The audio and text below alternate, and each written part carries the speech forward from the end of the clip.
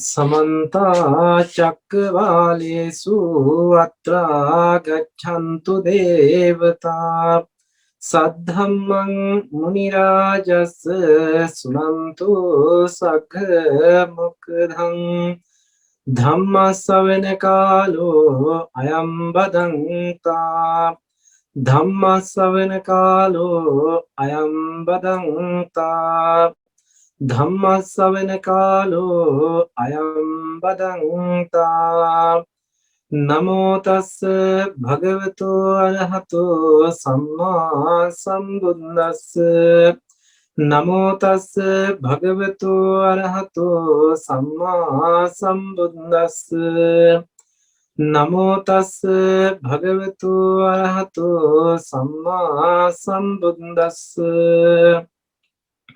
सन्ति भिक्खवे चक्षु विඤ्ඤया रूपा इट्टाकान्ता मनापा पिय रूपं कामोपसंहिता रजनीया तञ्च भिक्खवे अभिनन्दति अभिवदति अज्जोसाय तिष्ठति अयं उच्यते भिक्खवे भिक्खु आवास गतो मारस वसंगतो पटिमुखस् मारपासो बन्धोसो मार बन्धनेन यथा काम करणीयो पापी मारताति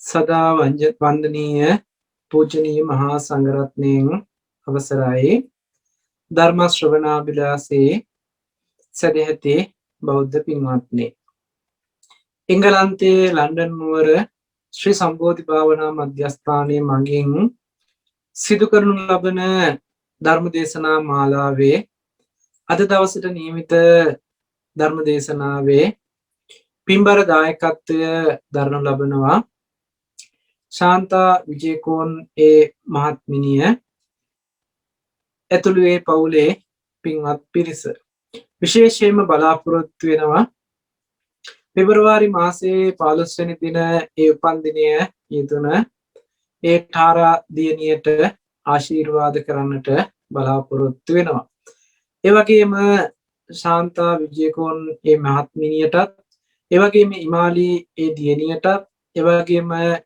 ඒ ජෝන් ඒ බෑනනුවන්ට ඒ වගේම ඒ රාෆි ඒ බෑනනුවන් ඇතුළු ඒ පවුලේ හැමදෙනාටම ආශිර්වාද කරන අතරේ විශේෂයෙන්ම බලාපොරොත්තු වෙන ජේ.බී.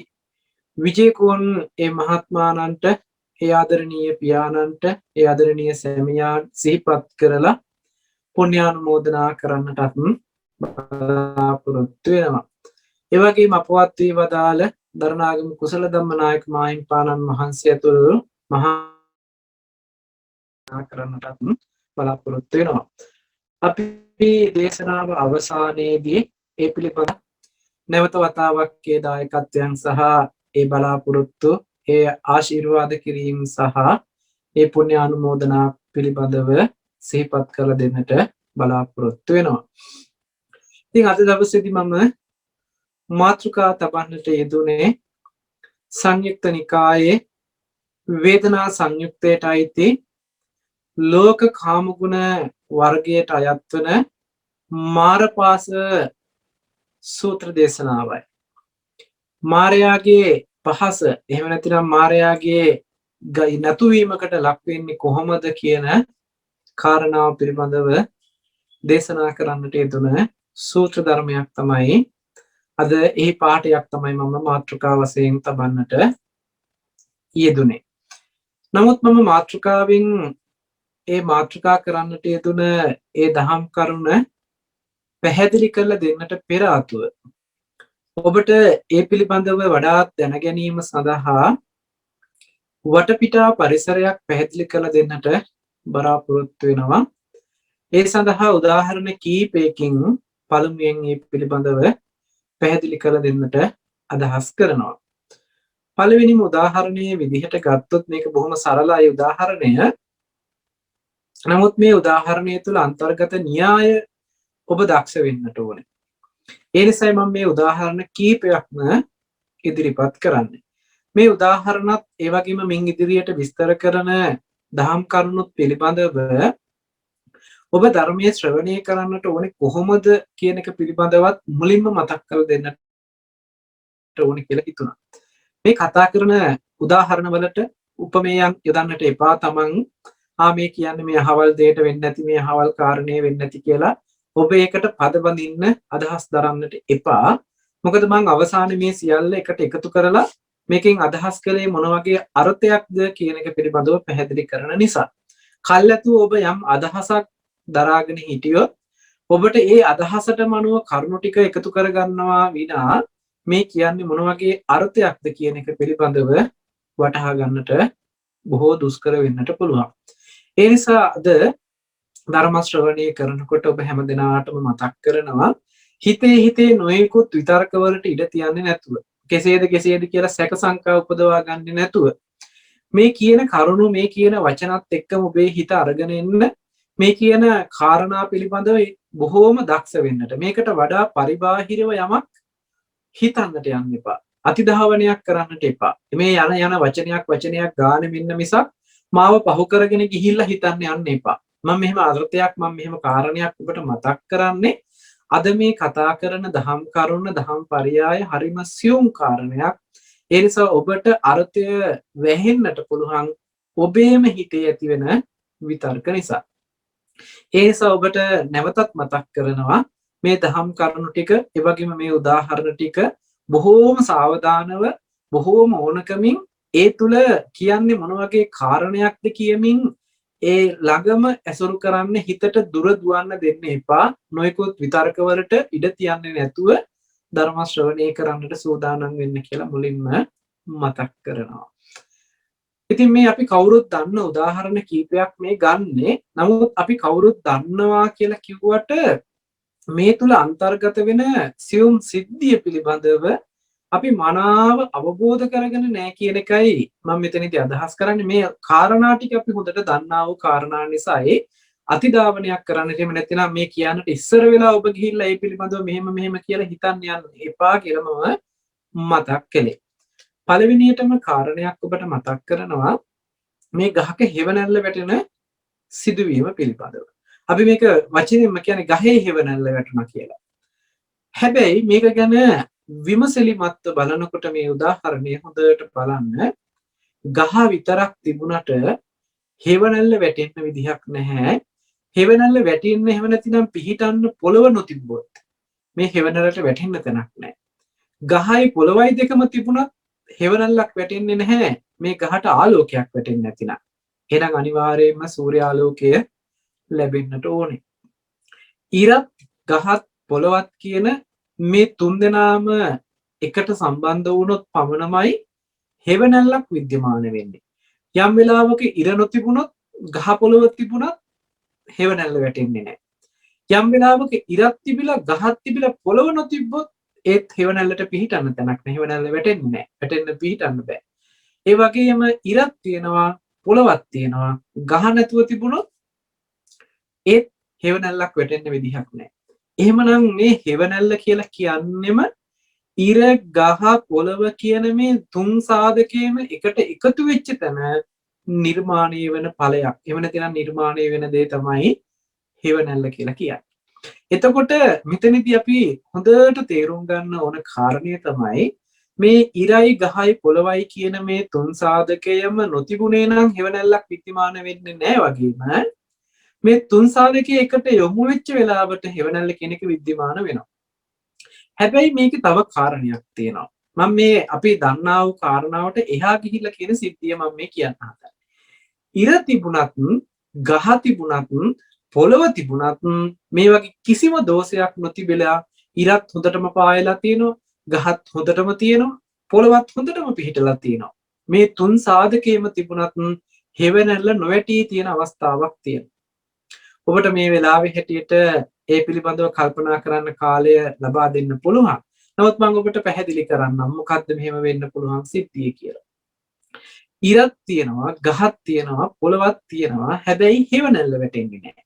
මේකට හේතුව තමයි අපි නිකන් උදාහරණයකට හිතමු මේ වෙලාව මේ දැන් අද මේ දේශනාව කරන මේ වෙලාව තුල එංගලන්තයට උදේවරුව අපි හිතමු කොන්න දැන් එංගලන්තයට ඉර පායලා තියෙනවා. ගහ තියෙන්නේ මම මේ දේශනා කරන අපි හිතමුකෝ ලංකාවේ තමයි ගහ තියෙන්නේ. හැබැයි මේ වෙනකොට ඕස්ට්‍රේලියාවට රාත්‍රී වෙලා. අපි ඕස්ට්‍රේලියාවේ ඉන්න කෙනෙක් හෙවණැල්ල වැටෙනවද කියලා ඒ පොළව දිහා බලාගෙන හිටියට ඉර එංගලන්තයේ පැත්තට පායලා ගහ ලංකාවේ තිබිලා පොළව ඇමරිකා එහෙම නැත්නම් ඕස්ට්‍රේලියාව පැත්තේ තිබුණොත් මේ හෙවණැල්ල කියන එකක් विद्यमान වෙන්නේ නැහැ. මොකද ඉරක් තියෙනවා, පොළවක් තියෙනවා, ගහක් තියෙනවා. මේ තුන් සාධකයේම තියෙනවා.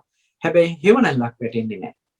එහෙමනම් හෙවණැල්ල නොවැටෙන්න හේතුව තමයි මේ ඉර, ගහ, පොළව කියන තුන් දෙනා එක තැනක හම්බ වුණේ නැහැ. තුන් දෙනා තුන් පොළක තියෙන්නේ. ඉර වෙනම පැත්තක තියෙනවා, ගහ වෙනම පැත්තක තියෙනවා, පොළව තවත් පැත්තක තියෙනවා. මේ තුන් සාධකයේ තුන් පොළක තිබුණට කවමදාකවත් හෙවණැල්ලක් බලාපොරොත්තු වෙන්න පුළුවන් කමක් ලැබෙන්නේ නැහැ. එහෙමනම් හෙවණැල්ලක් ලැබෙනවා නම් ලැබෙන්නම මේ තුන් සාධකයේම එක කෙලින් එක ළඟ එකට හම්බ වෙන්න ඕනේ. ඉරේ ඉඳන් එන ආලෝකයේ ගහ මුණ ගැහෙන්නත් ඕනේ. ගහේ හරහා එන ආලෝකයේ පොළොවට පතිත වෙන්නත් ඕනේ. එතකොට තමයි මේ ගහේ එහෙම නැත්නම් ඉරත් ගහත් පොළවත් නිසා හෙවණැල්ල කියන සිද්ධියක් හම්බ වෙන්නේ. එහෙමනම් මෙන්න මේ පිළිතුර ඔබට පැහැදිලි ඇති කියලා හිතනවා. මම මේක මෙතනින් රඳවලා තියෙනවා මේ අර්ථය මට ඊළඟට දහම් කරුණු විස්තර කරන්නට අවශ්‍ය වෙන නිසා. ඊළඟ කාරණාව තමයි ඔබ ඕන තරම් දැකලා ඇති. අපි හිතමු නිකන් මේක උදාහරණයකට මම ගන්නම්. මාංශ සකස් කරන කර්මාන්ත ශාලාවක් ගත්තොත් එහෙම නැතිනම් ඍදිපිලි නිෂ්පාදනය කරන කර්මාන්ත ශාලාවක් ගත්තොත් මේ කර්මාන්ත ශාලාවක එක දංගලක් වගේ එක පැත්තකින් පටන් ගත්තාම කොටස් ටික එකතු වෙලා ගිහිල්ලා නිෂ්පාදනයේ අවසානයේදී එළියට නිකුත් කරනවා. මේක දංගලක් වගේ කොටස් ටිකක් එකතු කරගෙන ගිහිල්ලා තමයි එළියට නිෂ්පාදනයක් හම්බ වෙන්නේ. අපි නිකන් උදාහරණයකට හිතමු මාංශ නිෂ්පාදනය කරන කර්මාන්ත ශාලාවක් ගත්තාම එක පැත්තකින් සත්තු ඇතුළත් කරනවා. අපි හිතමුකෝ ගවයෝ වෙන්න පුළුවන්, එළුව වෙන්න පුළුවන්, කුකුල්ලු වෙන්න පුළුවන්, ඌරෝ වෙන්න පුළුවන් යම් ආදී සතෙක් මේ කර්මාන්ත ශාලාව එක පැත්තකින් ඇතුල් කරනකොට මේ සතා ඒ දංගල වගේ ඇතුළට ගිහිල්ලා ඒ සුද්ධ වෙලා ඒ කැපිලි කෙට්ලේ ආදී දේවල් සිද්ධ වෙලා අවසානයේ එළියට නිෂ්පාදනීය විදිහට එළියට නිකුත් වෙනවයි කියලා හිතන්නකො ටින් වෙලා මාංශ ටින් වලට සකස් වෙලා එහෙම නැතිනම් පාර්සල් හැදිලා පැක් වෙලා එළියට එනවයි කියලා හිතන්න. මෙන්න මේක මේ පැත්තෙන් ඇතුල් කරනකොට එහා පැත්තෙන් නිෂ්පාදනයක් විදිහට එළියට එනවා ඒ නිපැයුමක් සකස් වෙලා. ඒ වගේම රෙදි පීස් එකක් අරගෙන කපලා ඒ කෑලි වලට කපලා එක එක කේබල් එහෙම නැත්නම් එක එක පේලි වලින් එක එක කොටස් මහලා අන්තිමේ මේ ටික ඔක්කොම එකට එකතු කරලා නිර්මාණය කරනවා ඒ අදාළ ඇඳුම. ඒ ඇඳුම නිෂ්පාදනය කරලා අවසානයේ එළියට දානවා. මේක අනිත් පැත්තට හැරෙවුවොත් බලන්න ඔබට මේ කියන අර්ථය එනවද කියලා. අර පැත්තෙන් මාංශ සකස් කරපු ටින් ටික මැෂින් වලට දාලා ආපහු මැෂින් ටික අනිත් පැත්තට කැරකුවොත් ටින් ටික අනිත් පැත්තට ඇවිල්ලා මැෂින් ටික කැරකිලා අනිත් පැත්තට එනකොට ඒ අවසාන ඵලය ලබා දෙන්න වැය වෙච්ච සත්තු ටික ආපහු නැගිටලා ඇවිදලා යයිද කියලා බලන්න. එහෙම නැතිනම් ඒ සත්තු ටික ආපහු ඒ සත්තු ඒ විදිහටම සකස් කරන්න පුළුවන්ද කියලා බලන්න. නෑ මේක එක පැත්තකට විතරයි. ආපහු වෙන්නේ නෑ. ආපහු ගේන්න බෑ. ඒ කියන්නේ මස් ටික එහෙම නැතිනම් මාංශ ටින් ටික මැෂින් එකකට දාලා අනිත් පැත්තෙන් සත්තු ටිකක් ගන්න පුළුවන් ක්‍රමවේදයක් නැහැ.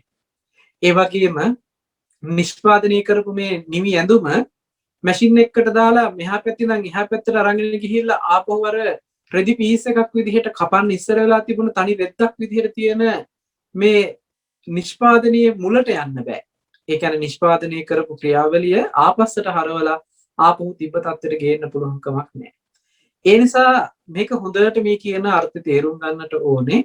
මේ පැත්තේ මාංශය එහෙම නැතිනම් සතෙක් ඇතුල් කරපු නිසා තමයි එහා පැත්තෙන් මාංශය වෙලා ටින් වලට සකස් වෙලා නිෂ්පාදනයක් විදිහට එළියට එන්නේ. මේ නිෂ්පාදනය කොයිම වෙලාවකවත් ආපහු අර මුල් ආරම්භක අවස්ථාවට පත් කරන්න පුළුවන් කමක් ලැබෙන්නේ නැහැ. මුල් ආරම්භක අවස්ථාවට මේක බහාලන්නත් බෑ. එතෙන්ට අරන් ගිහිල්ලා මේ අහවල් සතා කියලා කියන්නත් බෑ. නමුත් අපි මේ සතාගේ නමින් මේක නම් කරනවා. එහෙම නැත්නම් ඒ සත්තු වර්ගයෙන් නම් කරනවා. එහෙම නැත්නම් අර මුලින් තිබුණ ඇඳුම් වර්ග එහෙම නැත්නම් ඒ අමුරෙද්ද වර්ගයෙන් නම් කරනවා. ඒ කොටන් එහෙම නැත්නම් ඒ විදිහේ ඒ ඇඳුම මේ වගේ වර්ගයෙන් යුක්තයි කියලා. හැබැයි එහෙම නම් කළාට ඒ ඇඳුම ආපහු අර මුල් යථා තත්ත්වයට පත් කරන්න පුළුවන් කමක් ලැබෙන්නේ නැහැ. ඒ වගේම අර ටින් වලට සකස් කරපු මාංශය නැවත මුල් තිබුණ යථා තත්ත්වයට ගේන්න පුළුවන් කමක් ලැබෙන්නේ නැහැ. මේක එක පැත්තකට විතරයි යන්නේ. ආපහු හරවන්න බෑ. මේ කර්මාන්ත ශාලාවල මේ එක පැත්තකට විතරක් යන ක්‍රමවේදයක් තියෙනවා. මෙන්න මේකත් හොඳට තේරුම් ගන්න. මේ පැත්තෙන් එකතු කරන දේවල් අනිත් පැත්තෙන් නිෂ්පාදනයක් විදිහට අපිට ලැබෙනකොට ඒ නිෂ්පාදනීය වෙච්ච ප්‍රතිඵලය ආපහු අනිත් පැත්තට හරවලා ඒකට හේතු වෙච්ච කාරණා ටික නැවත එළියට ගන්නවා කියන සිද්ධියක් කරන්නට පුළුවන් කමක් ලැබෙන්නේ නැහැ. මම මේ සිද්ධිය මේ පරමාර්ථ වශයෙන් කියන සිද්ධියක් නෙමෙයි. සාමාන්‍ය ලෝකේ අපි පෙන්නන සිද්ධියකට උදාහරණයක් පෙන්නන්නයි මම මේ කාරණේ ගත්තේ. මේ කාරණාවත් මට අවසානයේදී අවශ්‍ය වෙනවා මේ දහම් කරුණ පැහැදිලි කිරීම සඳහා. ඊළඟට තවත් ඔබට උදාහරණයක් ගන්නම් මම. ඒ උදාහරණය තමයි අපි කවුරුත් දවසකට වාර කීපයක් තමන්ගේ මූණ බලා ගන්න කණ්ණාඩිය පිළිබඳව. අපි කණ්ණාඩිය ළඟට ගිහිල්ලා මූණ බලනකොට මේ කණ්ණාඩියට වැටිලා තියෙන ඡායාව දිහා තමයි අපි බලන්නේ. මේ කණ්ණාඩියට වැටිච්ච ඡායාව කණ්ණාඩියේ උපවත්භාවය නිසායි. එහෙම නැත්නම් කණ්ණාඩියේ යම් වෙලාවක ඒ තියෙන ඔපේ මැකිලා ගිහිල්ලා එහෙම නැත්නම් උපවත්භාවය paludu වෙලා තියෙනවා නම් එහෙම නැත්නම් ඒ උඩින් මොනවා හරි පුස් වගේ මොනවා හරි ෆංගස් වගේ මොනවා හරි දෙයක් හැදිලා තිබුණොත් ෆේඩ් වෙලා තිබුණොත් මේ කණ්ණාඩිය අපිට මේ කණ්ණාඩිය ඇතුළට වැටෙන ඡායාව පැහැදිලිව බලා ගන්න පුළුවන් කමක් නැහැ. ඒ නිසා අපි මේ කණ්ණාඩිය හොඳට පිහ දාලා නැවත ඔප දාලා ගත්තාම ඔන්න ආපහු හොඳට මේ කණ්ණාඩිය ඇතුළට වැටෙන ඡායාව බලන්න පුළුවන්කම තියෙනවා. එතකොට මේ ඇස් එහෙම නැතිනම් මේ කණ්ණාඩිය ළඟට අපි ගිහිල්ලා හොඳට මේ කණ්ණාඩියට නැඹුරු වෙලා අපි කණ්ණාඩියේ ඡායාව දිහා බලාගෙන අපේ මේ මූණේ තියෙන අඩුපාඩු එහෙම නැතිනම් ඒ ස්වභාවය පිළිබඳව හොඳට විමසලා බලන්න පුළුවන්කම තියෙනවා. හැබැයි එහෙම විමසලා බලන්නේ හොඳට කණ්ණාඩියට වැටිච්ච ඡායාව දිහාම බලාගෙන මිසක් කණ්ණාඩියෙන් ඔබට බලලා නෙමෙයිමයි. කණ්ණාඩිය දිහා බලලා කණ්ණාඩියට වැටිච්ච ඡායාව දිහාමයි අපි හොඳට අවධානය යොමු කරලා තියෙන්නේ. අපි යම් වෙලාවක මූණ බලන්න ඕනකම තියෙනවා නම් අපි යන්නේ කණ්ණාඩිය ළඟට. මොකද කණ්ණාඩිය ළඟට යන්නේ කණ්ණාඩියේ මූණ තියෙන හින්දාද? ඒ කියන්නේ කලින් මූණ අපි බලනකොට ඒ කණ්ණාඩියේ කලින් අපි බලපු මූණ ඉතුරු වෙලා තියෙනවා එතන. ඒ රූපේ වැටිලා තියෙනවා. ඒ නිසා අපිට ගියොත් කණ්ණාඩිය ළඟට ඒ පරණ රූපය අපෝ බලන්න පුළුවන් කියන අදහසින්ද අපි කණ්ණාඩිය ළඟට යන්නේ. නෑ, එහෙම අදහසක් අපි ළඟ ඉතුරු වෙන්නේ නැහැ. මොකද අපි දන්නවා කණ්ණාඩිය ළඟට ගියාමයි කණ්ණාඩියට ඡායාව වැටෙන්නේ. කණ්ණාඩිය ළඟින් එළියට ආපු ගමන්ම කණ්ණාඩිය ඇතුලේ ඡායාව ඉතුරු වෙන්නේ නැහැ. හැබැයි මේ ඡායාව කණ්ණාඩියට වැටුණ ඡායාව නැති කරන්න සඳහා එහෙම නැතිනම් ඒ ඡායාව නැති කරවීම පිණිස එහෙම නැත්නම් ඉතින් අයින් කරන්න අපිට අමතරයෙන් දරන්න වෙහෙසක් අවශ්‍ය නැහැ. ඒ වෙනුවෙන් අපිට විශේෂයෙන් කරන්න කියලා ක්‍රියාවලියක් නැහැ. කණ්ණාඩිය ඉදිරියට ගියාම කණ්ණාඩිය ඇතුලේ ඡායාව වැටෙනවා. කණ්ණාඩිය ළඟින් අයින් වෙනකොටම ඒ ඡායාව නැති වෙලාම යනවා. එහෙම නැතු අපි කණ්ණාඩිය ළඟට ගිහිල්ලා මේ අපි යනකොට ඡායාව ඉතුරු වෙනවා. ඒ ඡායාව අපි මකලා දාන්න ඕනේ. එහෙම නැතිනම් පිහලා දාන්න ඕනේ, හොදලා දාන්න ඕනේ, අතුගාලා දාන්න ඕනේ කියලා මේ කණ්ණාඩිය වැටිච්ච ඡායාව නැති කරන්න අපිට කිසිම දෙයක් කරන්න අවශ්‍ය නැහැ. කරන්න තියෙන එකම දේ තමයි කණ්ණාඩිය ළඟින් අයින් වෙන එක විතරයි. කණ්ණාඩිය ළඟට යන නිසාම කණ්ණාඩිය ළඟට ඡායාව වැටෙනවා. කණ්ණාඩිය ළඟින් අයින් වෙන නිසාමයි කණ්ණාඩියට වැටෙන ඡායාව නැතුව යන්නේ. එහෙමනම් මෙන්න මේ කණ්ණාඩියට වැටෙන ඡායාව පිළිබඳව අපි මේක හොඳට දන්නා වූ කාරණයක්. නමුත් මේ කණ්ණාඩියට වැටෙන ඡායාව වැටීම සඳහා එහෙම නැතිනම් ඡායාව ලබා ගැනීම පිණිස තමයි මේ කණ්ණාඩිය කියන එක හදලා තියෙන්නේ. එහෙම නැතිනම් අපි උදාහරණයකට ගමු. විශාල කළු ගලක් දිහා අපි කළු ගලක් ළඟට ගිහිල්ලා මේ කළුගල් ළඟට ගිහිල්ලා හිටගත්තාම කළුගලේ අපේ රූපේ ඡායාව වැටලා පේන්නේ නැහනේ. මේ කියන්නේ හෙවණැල්ල නෙවෙයි. අර කණ්ණාඩිය වගේ අපිට පේන ඡායාව මට්ටම. මේ කළුගල ළඟ අපිට එහෙම පේන්නේ නැහැ. යම් කෙනෙක් මේ කළුගල හොඳට මටසිලට වෙන විදිහට රැහැලා යම් මැෂින් වලින් කපලා මේ කළුගල හොඳට පොලිෂ් කරලා ගත්තොත් ග්‍රැනයිට් මට්ටමකට එහෙම නැතිනම් ග්‍රැනයිට් එකක් වගේ හොඳට පොලිෂ් කරොත් මේ ග්‍රැනයිට් එකේ එහෙම නැතිනම් මේ හොඳට මැදපු මේ සුමට පෘෂ්ඨය තුල අපිට ඔන්න හොඳට බලන්න පුළුවන් අපේ ආපහු ඡායාව වැටිච්ච බව. කණ්ණාඩියක් ළඟට ගිහිල්ලා බැලුවා වගේම හොඳට බලන්න පුළුවන් අවස්ථාවක් තියෙනවා මේ ග්‍රැනයිට් එකක් ළඟට ගිහිල්ලා බලපුවාම. එහෙම නැතිනම් බිම හොඳට පොලිෂ් කළාම අපිට මේ හොඳට කණ්ණාඩිය වගේ බලන්න පුළුවන්කම තියෙනවා මේ බිම හොඳට පොලිෂ් කළාම. ඒ වගේ යම් ඔපයක් ඇති මට්ටමකට පත් කළොත් යම් දෙයක් හොඳට මැදලා හොඳට මටසිලට කරලා ඔප දමලා ගත්තාම මේ ඔපය තුල අපිට මේ ඡායාව බලා ගන්න පුළුවන්කම තියෙනවා. ඉතින් මෙන්න මේ උදාහරණ තුන හොඳට මතකයේ තබා ගන්න. මොකද ඉදිරියේදී මට මේ උදාහරණ තුන අවශ්‍ය වෙනවා. ඉතින් මේ උදාහරණ තුන මතක් කළා. මම මේ උදාහරණ තුන පැත්තකින් තබලා අද මාතෘකා කරගත්ත දහම් කාරණාවට යොමු වෙන්න. මේ දහම් කාරණාවේදී මතක් කරනවා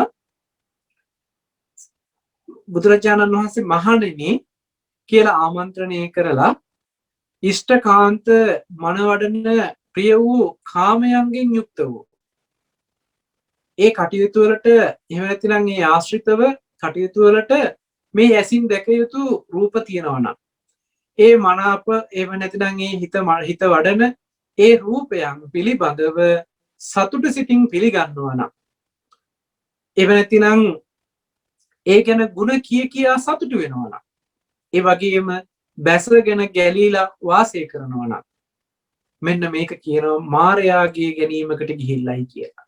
මරුවා සමග වාසය කරන්නට ගිහිල්ලා. මරුවගේ නවාතැනට ගිහිල්ලා.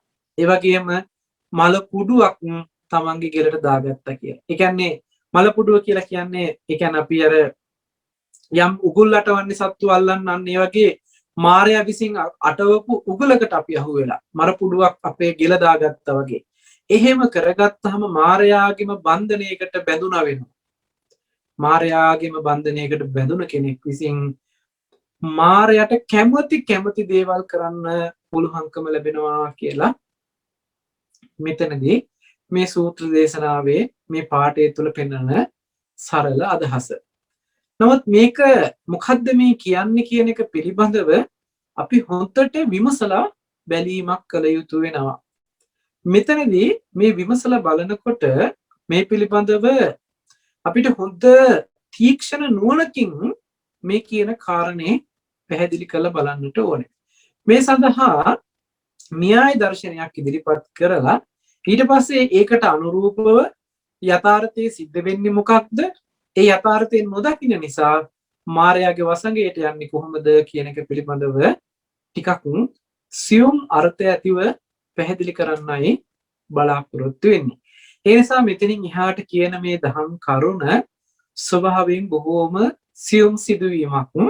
ඒ නිසා සියුම් බව වැඩි නිසා අපේ අවධානයේ සිහිය නුවණ හුත්තට යොමු කරවලා හිතේ වෙන අදහස් වලට ඉඩ තියන්නේ නැතුව හොඳට හිත යොමු කරලා මේ දහම් කරුණු ශ්‍රවණය කරන්න කියලා නැවතත් මම මේ වෙලාවේදී මතක් කරනවා. මොකද මේක අල්ලගන්න එහෙම නැතිනම් මේක ග්‍රහණය කරගන්න අපහසු වුණොත් ටිකක් අමාරු වෙනවා අපිට ඊට පස්සේ ඊතුරු කරුණු ටික පැහැදිලි කරගන්න.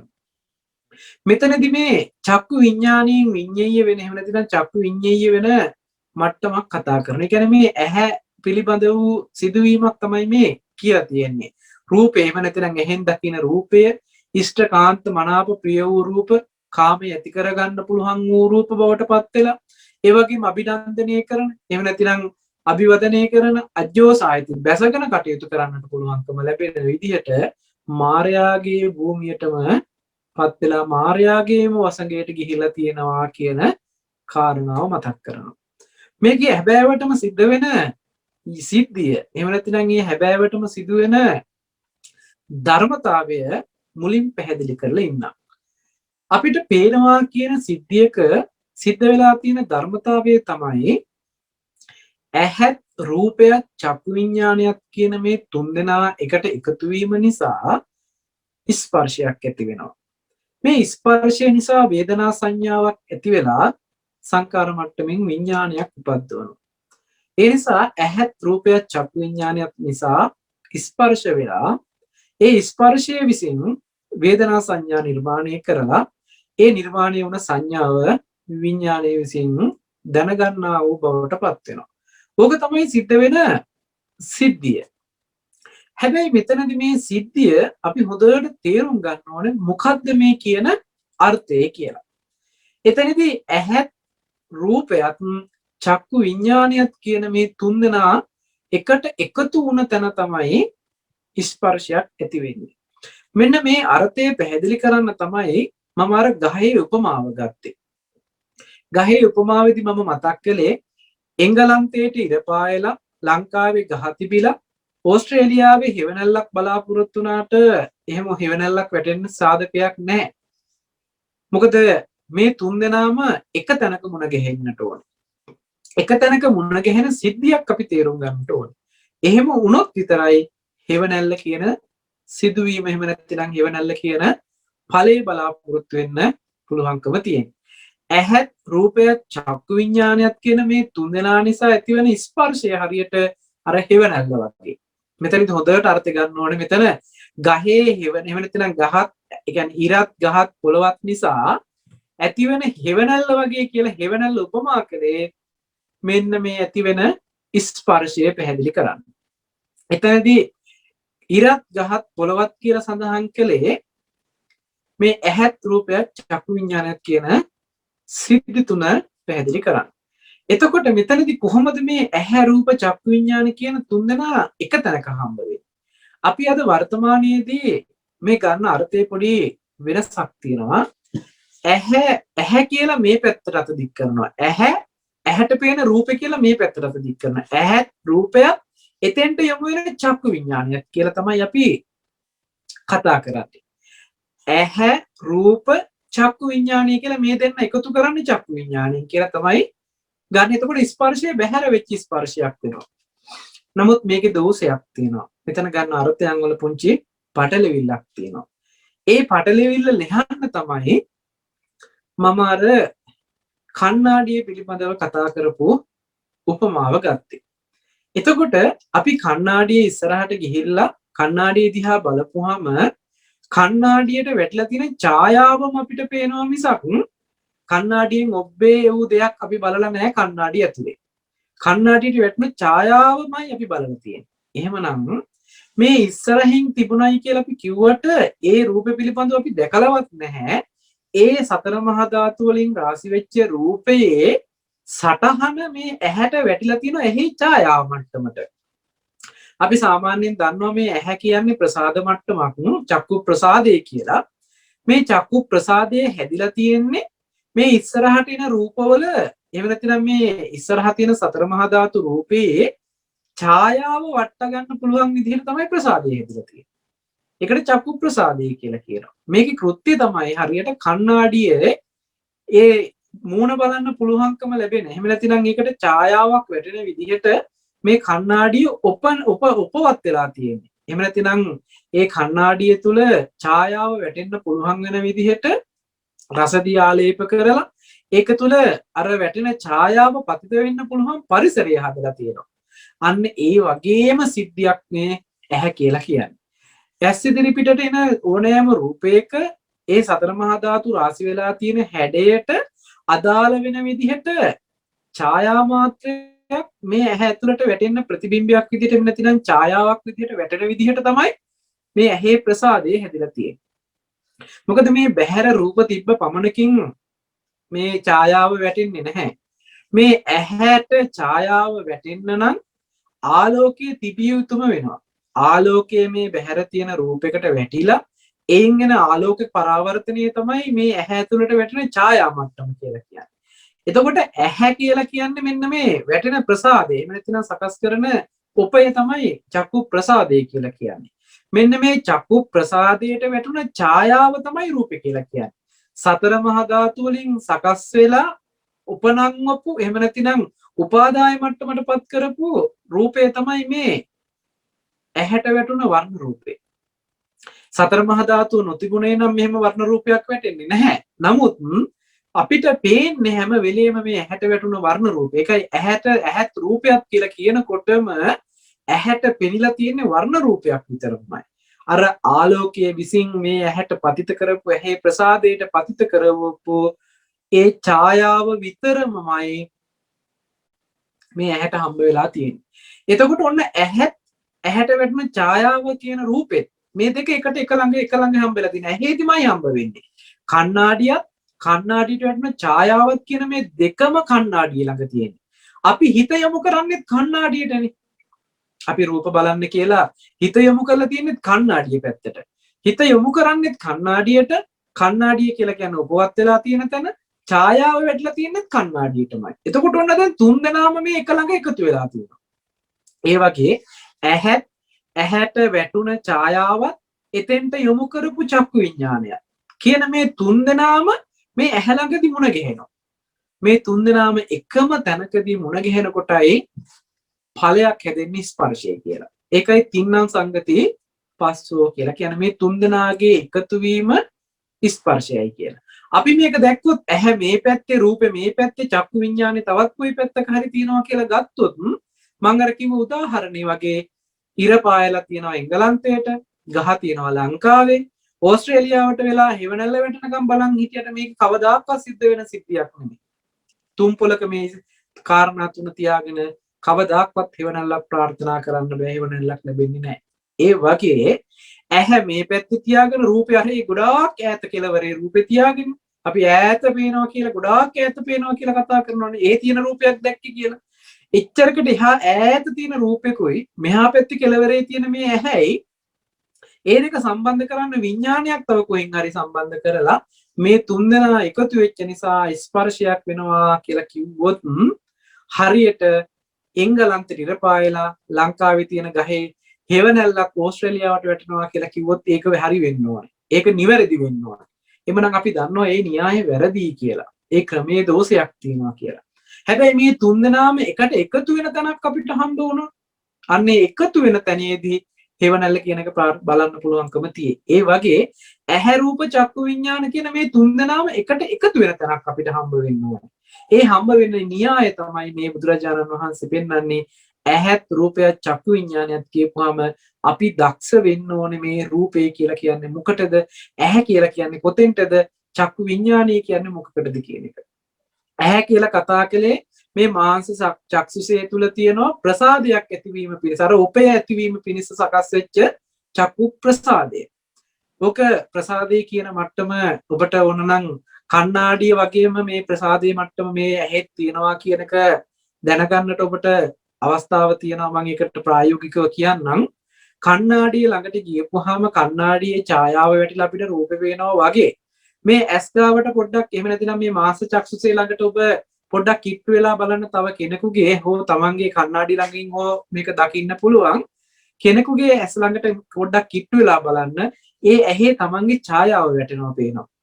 කණ්ණාඩිය ළඟට ගිහිල්ලා බලපුවාම ඡායාව කණ්ණාඩියේ වැටුණා වගේ මේ ඇහැ ළඟටත් බලපුවාම අපේම රූපේ අපිට මේ ඡායාවක් විදිහට මේ ඇහි පේන මට්ටමක් තියෙනවා. ඒ තමයි මේ ප්‍රසාද මට්ටම. මේක කවදාක්වත් මේ අපි මේකත් මේ නම් කරලා තියෙන්නේ අපි අඳුනා ගැනීමේ පහසුවට. නමුත් මේ කියන ප්‍රසාද මට්ටමට වැටෙන ඡායාවත් ප්‍රසාද මට්ටම. ඒ කියන්නේ ප්‍රසාදේ කියන්නේ චක්කු වැටෙන ඡායාව රූප වර්ණ රූපය එතෙන්ට යොමු කරන හිතින් තමයි මේ තුන්දෙනා එකට එකතු කරන්නේ. මේ තුන්දෙනා එකට එකතු වෙච්චාම ලැබෙන ඵලය තමයි ස්පර්ශය කියලා කියන්නේ. ඇහත් රූපයත් චක්කු විඥානයත් කියන මේ තුන්දෙනා නිසා තුන්දෙනාගේ ස්පර්ශ තුන්දෙනාගේ එකතු වීම නිසා ලැබෙන ඵලය තමයි ස්පර්ශය කියන්නේ.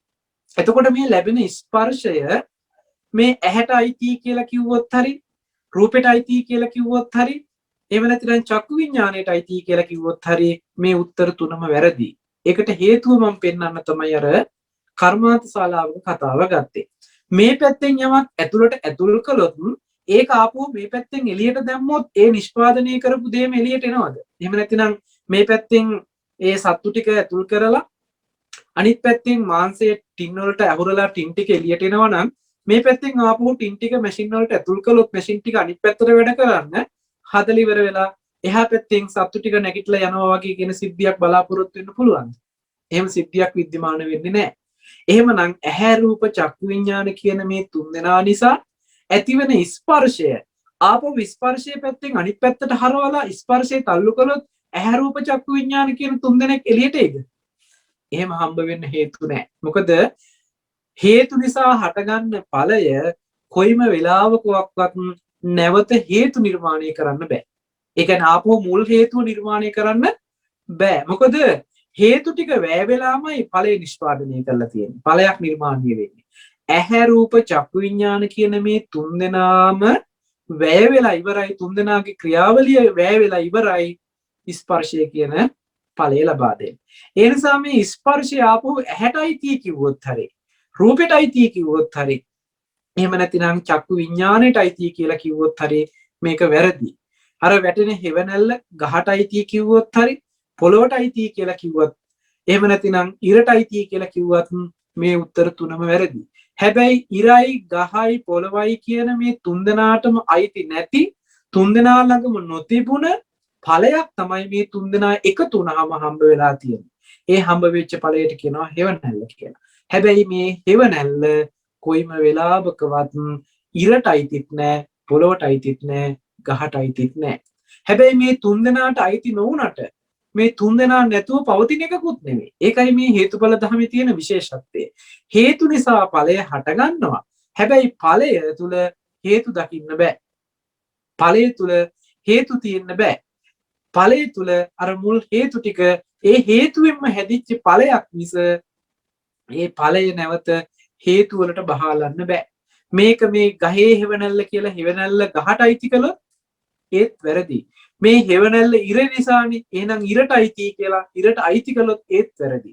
මේ හෙවණැල්ල පොළොවේනේ තිබුණේ එහෙනම් මේක හෙවණැල්ල අයිති පොළොවට කියලා කිව්වොත් ඒත් වැරදි. මොකද පොළොව විතරක් තිබුණාට හෙවණැල්ල හම්බ වෙන්නේත් නැහැ. ගහ විතරක් තිබුණාට හෙවණැල්ල හම්බ වෙන්නේත් නැහැ. ඉර විතරක් තිබුණාට හෙවණැල්ල හම්බ වෙන්නේ නැහැ. මේ තුන්දෙනාම එකට එකතු වෙන්නත් ඕන. තුන්දෙනා තුන් පොළක හිටියට හෙවණැල්ල හම්බ වෙන්නේත් නැහැ. මේ තුන්දෙනා එක කෙලින් එක පෙළට හම්බ වුණාම තමයි හෙවණැල්ල කියන එක विद्यमान වෙන්නේ. එහෙනම් ඇහත් රූපයත් චක්කු විඥානයත් කියන මේ තුන්දෙනාම එකට එක තැනක මුණ ගැහෙනවා නම් ඇහත් රූපයත් චක්කු විඥානයත් කියපු ගමන්ම ඔබ අර්ථ ගන්න මේ අද මතක් කරපු අර්ථය. ඇහැ කියලා කිව්වහම මේ අර කණ්ණාඩියේ උපවත්භාවයේ වගේ මේ ප්‍රසාද චක්ෂුසේ ප්‍රසාදයේ ඒ ප්‍රසාදයටම වැටුණ ඡායාව තමයි රූපය කියලා කියන්නේ. ඇහැට හම්බ වුණ රූපේ ඒක. ඇහත් රූපයත් එතෙන්ට යොමු කරවපු හිත. එතකොට මේ තුන් දෙනාම එක තැනකදී හම්බ වෙන්නේ. රූපේ සතර මහා ධාතු රූපේ හෙවණැල්ල ගෙන්න ගන්නවා ඇහැ ළඟට. එහෙම නැත්නම් හෙවණැල්ල වැටෙන්නේ ඇහැට. එහෙම නැත්නම් ප්‍රසාදයට. එතකොට ප්‍රසාදයක් තියෙන්න ඕනේ. එතනට වැටිච්ච හෙවණැල්ල තියෙන්නත් ඕනේ. ඒ විතරක් නෙමෙයි එතෙන්ට යොමු කරපු හිතක් තියෙන්නත් ඕනේ. සවිඥානික වෙන්න ඕනේ මේ ක්‍රියාවලිය. එතෙන්ට යොමු කරපු හිතක් තියෙනකොට මේ තුන්දෙනාගේම එකතුව තුන්දෙනාම එකට එකතු වෙන තැන ස්පර්ශය කියන සිද්ධියක් හම්බ වෙනවා. යම් වෙලාවක ස්පර්ශයක් ඇති වෙනවා නම් ඒ ස්පර්ශය නිසා වේදනාවක් සංඥාවක් උපද්දවනවා. එතකොට ස්පර්ශයේ හේතු වෙලා තමයි වේදනා සංඥා දෙක උපදින්නේ. එතකොට වේදනාවයි සංඥාවයි ස්පර්ශයටයි tie කියලා ස්පර්ශයට බහලා වුවොත් ඒත් වැරදි උත්තරේ. මොකද ස්පර්ශය නිසා හැදිච්ච එකක ඵලයක් නම් වේදනාව සංඥාව කියලා කියන්නේ වේදනාව සංඥාව නැවත ස්පර්ශයට බහලන්න බෑ. එහෙනම් ඔන්න ඇහැ රූප චක්කු විඥානය නිසා ස්පර්ශය ඇති වෙනවා. ස්පර්ශය කොයිම වෙලාවකවත් ඇහැටවත් වේදනාවට ඇහැටවත් රූපෙටවත් චක්කු විඥාණයටවත් අයිති කරන්න බෑ. බහලන්න බෑ. ඒ තුන්දෙනා නිසා ඇතිවෙච්ච ස්පර්ශයේ ඵලයක්මයි. ස්පර්ශය නැවත හේතුවක් විදිහට පත් කරගෙන ඒක හේතු කරගෙන වේදනා සංඥා උපදිනවා. මේ උපදින වේදනා සංඥා දෙක නැවත ස්පර්ශයට අයිති කියලා ආපස්සට යන්න බෑ. මම අර කර්මාන්ත ශාලාවේ පෙන්වපු උත්තරේ ඒකයි පෙන්වුවේ විදිහට. මේක ආපස්සට යන්න බෑ. මේක පැත්තකට විතරයි යන්නේ. ස්පර්ශ නිසා වේදනා සංඥා ඇති වෙන්න පුළුවන්. නමුත් වේදනා සංඥා නිසා නැවත ස්පර්ශය කියන පැත්තට අත දාන්න පුළුවන් කමක් නැහැ. මේ පැත්තට යන්නේ නැහැ. මේ විදිහට වේදනා සංඥා නිසා විඥානීය විසින් දැනගන්නවා කියන සිද්ධියකට යනවා. විඥානීය විසින් දැනගන්නේ මේ සංඥා මට්ටමකින් හම්බ වෙච්ච තොරතුරු ටික තමයි විඥාණයෙන් දැනගන්නේ.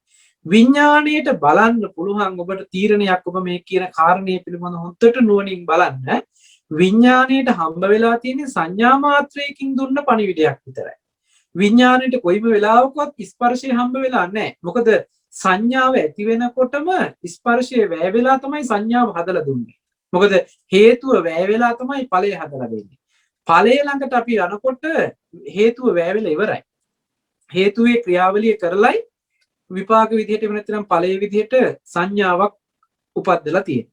විඥානයේ විසින් මේ සංඥාව දැනගන්නවා කියන තැනට යන්න පුළුවන්කම තියෙනවා. හැබැයි විඥාණයට පුළුවන්කමක් නැහැ කොයිම වෙලාවකවත් ස්පර්ශ කියන මට්ටමට යන්න. මෙතන විඥානය කියලා කිව්වේ මනෝමය පැත්තෙන් තියෙන විඥානය. මනෝ විඥාණයට කොයිම වෙලාවකවත් හැකියාවක් ලැබෙන්නේ නැහැ ස්පර්ශ මට්ටමට යන්න. ඒ විතරක් නෙමෙයි මේ මනෝ විඥාණයට හැකියාවක් නැහැ ඇහැ රූප චක්කු විඥාන තියෙන තැනට යන්න. මේ විඥාණයට කොහෙත්ම හැකියාවක් නැහැ ඇහෙන් ඔබ්බේ තිබ්බ සතර මහා ධාතු මට්ටමට යනවා. මොකද මේක ආපස්සට යන බෙල්ට් එකක් නෙමෙයි. මේක එක පැත්තකට විතරක් වැඩ කරන සිද්ධියක්. විපාක මට්ටමේ සිද්ධිය ඇහැ රූප චක්කු විඥාන නිසා ස්පර්ශ වෙලා ස්පර්ශය නිසා වේදනා සංඥා ඇති වෙලා වේදනා සංඥා කියන කාරණා විඥානයේ විසින් විඤ්ඤාය වෙනවා දැනගන්නවා හඳුනා ගන්නවා කියන සිද්ධියකට යනවා. මේ විදිහට හඳුනාගත්තු සිද්ධිය ආපස්සට හරවලා මේ හඳුනාගත්තේ මේ ඇස් ඉදිරි පිටට ආපු සතර මහා ධාතුව කියලා කිව්වොත් වැරදි. මොකද සතර මහා ධාතුව කොයිම වෙලාවකවත් විඥාණයට හම්බ වෙලා නැමයි. මනෝ විඥාන මට්ටමට සතර මහා ධාතුව හම්බ වෙලාත් නැහැ. ඇහැ රූප චක්කු විඥානිය හම්බ වෙලත් නැහැ. ස්පර්ශය හම්බ වෙලත් නැහැ. මේ විඥාණයට හම්බ වෙලා තියෙන සංඥා මාත්‍රයක් විතරයි. එහෙනම් මේ සංඥා මාත්‍රයකින් මේ විඥානය දැනගත්තා කියන සිද්ධියක් විතරයි විඥාන මට්ටමේ අත්දැකීම තියෙන්නේ. හැබැයි මේ සංඥාව උපද්දවන්න නම් අනිවාර්යයෙන්ම ස්පර්ශය කියන එක වෙන්නට ඕන. ස්පර්ශය ඇති වෙන්නට නම් ඇහැ රූප චක්කු විඥානය කියන තුන්දෙනා එකතු වෙන්නට ඕන. මේ තුන්දෙනා එකතු නොවුනේ නම් ස්පර්ශයක් වෙන්නේ නැහැ. ස්පර්ශයක් නොවුනේ නම් වේදනා සංඥාවක් උපදින්නේ නැහැ. සංඥාවක් නොඋපදුනා නම් විඥානයක් උපදින්නේ නැහැ. හඳුනා ගැනීමක් වෙන්නේ නැහැ. එහෙමනම් ඔන්න හේතු නිසා හට ගන්නවා හේතු නැති වෙනකොට නැති වෙනවා කියන සිද්ධියක් මෙතන තියෙනවා. මෙන්න මේ කියන යථාර්ථ සිද්ධිය විපාක මට්ටමේ පවතින මේ සිද්ධිය අහලා දැනගත්තේ නැතිනම් යම් කෙනෙක් අශෘතවත් පෘථග්ජනයා කියලා කියනකොට අහලා දැනගත්තේ නෑ මේ කෙනා. ශ්‍රුතවත් ආර්ය ශ්‍රාවකයෙක් උනේ නෑ. බුදුරජාණන් වහන්සේගෙන් හෝ ඒ මග වැඩිය ආර්යයන් වහන්සේ නමකගෙන් සත්පුරුෂයෙකුගෙන් හෝ සත්පුරුෂ ධර්මයකින් හෝ මේ කියන කාරණය මේ පණිවිඩය අහලා දැනගත්තේ නැති වුණාම ඔන්න දැන් තමයි මායාවේ භූමියට යන විදිය කියලා දෙන්න හදන්නේ. මෙන්න මේ කියන සිද්ධිය නොදකින්නකොට විඥානය කියලා කියන්නේ හැම වෙලේම මායාවක්. මැජික් කාර්යයක්. විඥානය කියන එක හැම වෙලේම මවලා දෙනවා. තියෙන දෙයට වඩා අලුතෙන් දෙයක් උපද්දවනවා. හදලා මවලා නිර්මාණය කරනවා. විඥාණයට ලැබිච්ච නැති අත්දැකීම් මාත්‍රයකින්වත් හම්බ නොවිච්ච කාරණා ටික විඥානීය විසින් දැන් නිර්මාණය කරලා දෙනවා. මොකද මේ යථාර්ථය දකින්න නුවණ නැති හින්දා. නුවණ නැහැ කියලා කියන්නේ චතුරාර්ය සත්‍ය දකින්න නුවණ නැහැ කියලා කියන්නේ අවිද්‍යාව යෙදුනා. අවිද්‍යාව යෙදෙනකොටම අවිද්‍යාව කියලා කියන්නේ ඇත්ත නොපෙන්නනවා කියන කාරණේ. ඇත්ත වහලා දානවා විතරක් නෙමේ බොරුවක් ඇත්ත කරන සිද්ධියකුත් තියෙනවා. දැන් මේ විඥාණයට ඒ කෘත්‍ය පවර්ලා තියෙනවා. ඇත්ත නොදකපු නිසා බොරුවක් ඇත්ත කරන ක්‍රියාවලිය පවර්ලා තියෙනවා. ඒ නිසා දැන් ඔන්න විඥාණය මොකද කරන්නේ? රූපෙට බැස ගන්නවා. රූපෙට බැස ගන්නවා කියන තැනකින් මේ ඇහැට වැටුණු ඡායා මාත්‍රයකින් කියන රූපෙවත් දන්නේ නැහැ. එතෙන්ට නෙමෙයි නතර වෙන්නේ. ඒ ඡායා මාත්‍රය ඇති කරවීම පිණිස සකස් වෙලා තිබුණ සතර මහා ධාතුව කියන තැනටම යනවා. මේ විඥාණය එතෙන්ට යනවා කියලා කිව්වෙ එතෙන්ට යනවා නෙමෙයි ඇත්තටම ඒ මට්ටමින් ප්‍රපංච කරනවා. ඒ මට්ටමේ ඇති බවට හම්බ වෙනවා. එතෙන්ටම ගහගෙන යනවා. එතෙන්ටම යොමු වෙනවා. එතෙන්ටම අරමුණු කරනවා කියන නිමිති ගන්නවා කියන සිද්ධියක් තියෙනවා. දැන් මෙන්න මේ විඥාණය රූපය කියන තැනට පරිබාහිරව පවතින ඇහෙනුත් පරිබාහිරව පවතින සතර මහා ධාතු රූපය කියන තැනට යොමු කරපුවාම සතර මහා ධාතු කවදාක්වත් ඇහෙන් දකින්න පුළුවන් කක්වත් නෙමෙයි. ඇහෙන්වත් දකින්න බැරි සතර මහා ධාතුව පැත්තට නැඹුරු වෙලා වස්තු කාරණා, ද්‍රව්‍ය කාරණා, සත්වය, පුද්ගලයෝ, දේවල් කියන තැනකින් මේ විඥාණය අරමුණු කරනවා, නිමිති ගන්නවා. මේ අහවල් කෙනා, මේ අහවල් කෙනා, මේ අහවල් දේ, මේ දේ කියලා දැන් ඔන්න ටට්ටක් ගාලා හිත ඇතුලේ ප්‍රපංච ටිකක් හදනවා. දැන් මේ සිද්ධ වෙච්ච සිද්ධිය දන්නේ නැහැ. විපාක මට්ටමින් වෙච්ච යථාර්ථ සිද්ධිය දන්නේ නැහැ. දැන් නිර්මාණය කරනවා. මේ විදිහට ඇහැට ඔබෙන් තියෙන සතර මහා ධාතු මට්ටමේ තියෙන තැනකට සත්වය, පුද්ගලයෝ, ද්‍රව්‍ය කාරණා කියන මට්ටමකින් බැස්සහම එතන තියෙන දෝෂේ මුළු කාම ලෝකයක්ම හදා ගන්නවා. දැන් ඔන්න උතරින් නිර්මාණය වෙනවා මුළු කාම ලෝකෙම. දැන් මේ කාම ලෝකෙ පිළිබඳව අභිනන්දති අභිවදති අජ්ජෝසායතිට්ඨති. සතුටු වෙන්න පුළුවන්, ಗುಣ කියා සතුටු වෙන්න පුළුවන්, ඒ තුලට බැහැගෙන කටයුතු කරන්න පුළුවන්. දැන් ඔන්න මායාවේ භූමිය සකස් කරලා ඉවරයි. දැන් මේ මායාවේ භූමියට බැහැලා මායාවේ භූමිය තුලම මායාවේ වසඟේම මායාවේ ජීවිතේම කරගෙන අපි ජීවත් වෙනවා. මායාවේ ගෙදරටම ගිහිල්ලා අපි දැන් ඉන්නේ. මේ විදිහට මායාවේ භූමියට ගිහිල්ලා ඉන්නකොට මායා කැමති දේවල් කරන්න උප්පරිමේ මායාට අවස්ථාව තියෙනවා. මේ කෙලස් ටික නිර්මාණය කරලා මෙතන ඉඳන් අපිට ඕන තරම් කාමාවචර කර්ම කරමින් සතර මහා පාය යන්න පුළුවන් අවස්ථා තියෙනවා. ඒ වගේම කාමාවචර කුසල කර්මයන් කරමින් සුගතිය යන්නත් පුළුවන්කම තියෙනවා. හැබැයි කොහොම වෙතත් මේ භූමිය කාමාවචරයි. දැන් මේ කෙනා මේකේ හැසිරෙන පුද්ගලයෙක් බවට පත් වෙලා කාමයේ හැසිරෙන්නෙක් බවට පත් වෙලා කාමයේම හසුරවලා කාමයේම භුක්ති විඳින කාමයේම ජීවිතය කරගත්ත ජීවිතයක් බවට දැන් පත් වෙලා තියෙනවා. මොකද්ද මෙහෙම වෙන්න දෝෂේ? ඇහැ රූප චක්කු විඥාන නිසා ස්පර්ශයත්, ස්පර්ශ වේදනා සංඥා නිසා විඥානයේ විසින් දැනගත්තා කියන මේ විපාක මට්ටමේ පැවතුන ස්කන්ධ ටික ඇති වෙලා නැති වෙන්නේ කොහොමද? හේතු නිසා හටගෙන හේතු නැති වෙනකොට නැති වෙනවා කියන චතුරාර්ය සත්‍ය දර්ශනය අහලා නොතිබිච්ච නිසායි. අවිද්‍යාව යෙදෙන්නේ. අවිද්‍යාව යෙදුනහම තියෙන දෝෂේ තමයි නිර්මාණය කරගත්ත ලෝකෙක ජීවත් වෙනවා. එහෙමනම් දැන් කාම ලෝකයක්ම හදාගෙන ඇති බවට ඉතුරු කරගෙන ඒකේ හැසිරෙන්න පුළුවන් මට්ටම හදලා තියෙනවා. මේ මායාවේ භූමිය. දැන් මෙතනදී පෙන්නනවා ඔන්න චක්කු විඤ්ඤාණයෙන් විඤ්ඤය වෙලා රූප ඉත්තකාන්ත මනාප, ඒ කියන්නේ කැමැති ප්‍රියමනාප ප්‍රිය වූ රූප, මනාපෝ මනවඩන රූප, කාමයේ සංතරපණය කරන්න පුළුවන් රූප ඕන තරම් දැන් අපිට මේකේ හම්බ වෙලා තියෙනවා. හැබැයි ඇත්තටම වෙලා තියෙන්නේ පේනවා කියන තැනක මොකද්ද? මේ කාම රූප කොයි වෙලාවකවත් සතර මහා ධාතු වල තියෙන තැනක කොයි වෙලාවකවත් පෙනිලා නැහැ. පෙනිලා තියෙන්නේ ඇහැට වැටුණ ඡායාවක, ඒ ඡායාවකට හිත යොමු කරපු නිසා ස්පර්ශයක් වෙලා ඒ ස්පර්ශය වේදනා සංඥාවක් බවට පත් වෙලා ඒ සංඥා විඥානයේ විසින් හඳුනාගත් එකක් තමයි හැබෑවටම සිද්ධ වෙච්ච සිද්ධිය. එහෙම සිද්ධියක් වෙන තැනක මේ වෙච්ච සිද්ධිය නොදකින්නකම නිසා මේ විඥානයේ විසින් නිර්මාණය කළ දෙනවා, නිමිති හදලා දෙනවා, ප්‍රපංච කරලා කර්ම හදලා දෙනවා.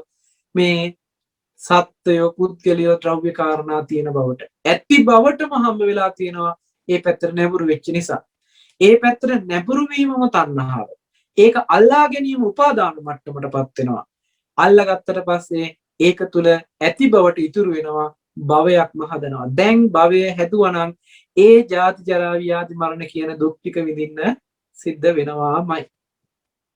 ඒ නිසා අපේ ජීවිතේ අපි මේක නිවැරදිව සිද්ධ වෙච්ච සිද්ධිය මොකක්ද කියන යථාර්ථ දර්ශනය අහලා දැනගෙන ඒ පැත්තට අපේ මනස හැරවලා නුවණ හරවලා ඒ තුල කටයුතු කරපුවාම නුවණින් හොඳට විමසලා බලපුවාම නුවණට ප්‍රත්‍යක්ෂ වෙනවා වෙලා තියෙන්නේ මෙන්න මේ වගේ හේතුඵල ධමයක් නේද කියලා.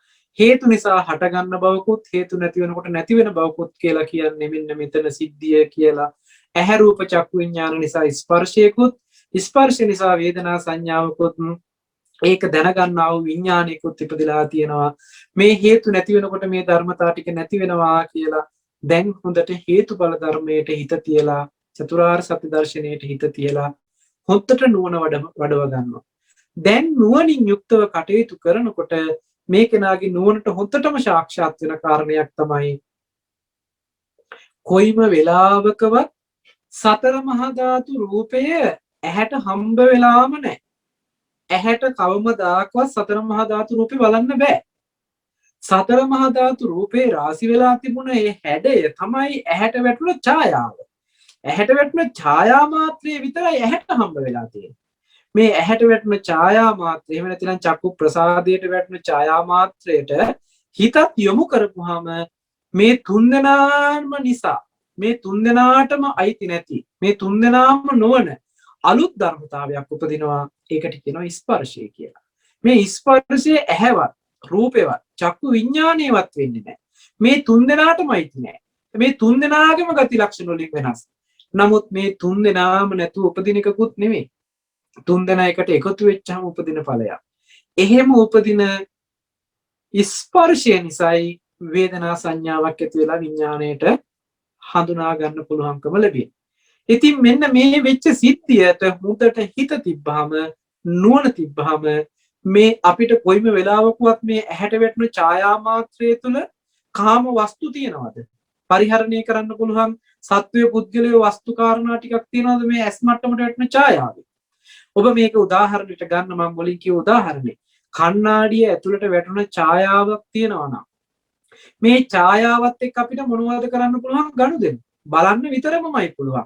අල්ලන්න බෑ, තද කරලා අල්ලන්න එහෙම නැතිනම් වැළඳ ගන්න බෑ, ඒකේ අඩුපාඩුම ගන්න බෑ, එහෙට මෙහෙට කරන්න බෑ, ඔසව ගන්න බෑ. මේකත් එක්ක වෙන කිසිම භෞතික කිසිම ගනුදෙනුවක් කරන්න පුළුවන් සිද්ධියක් නෑ මේ කණ්ණාඩියට වැටෙන ඡායාව.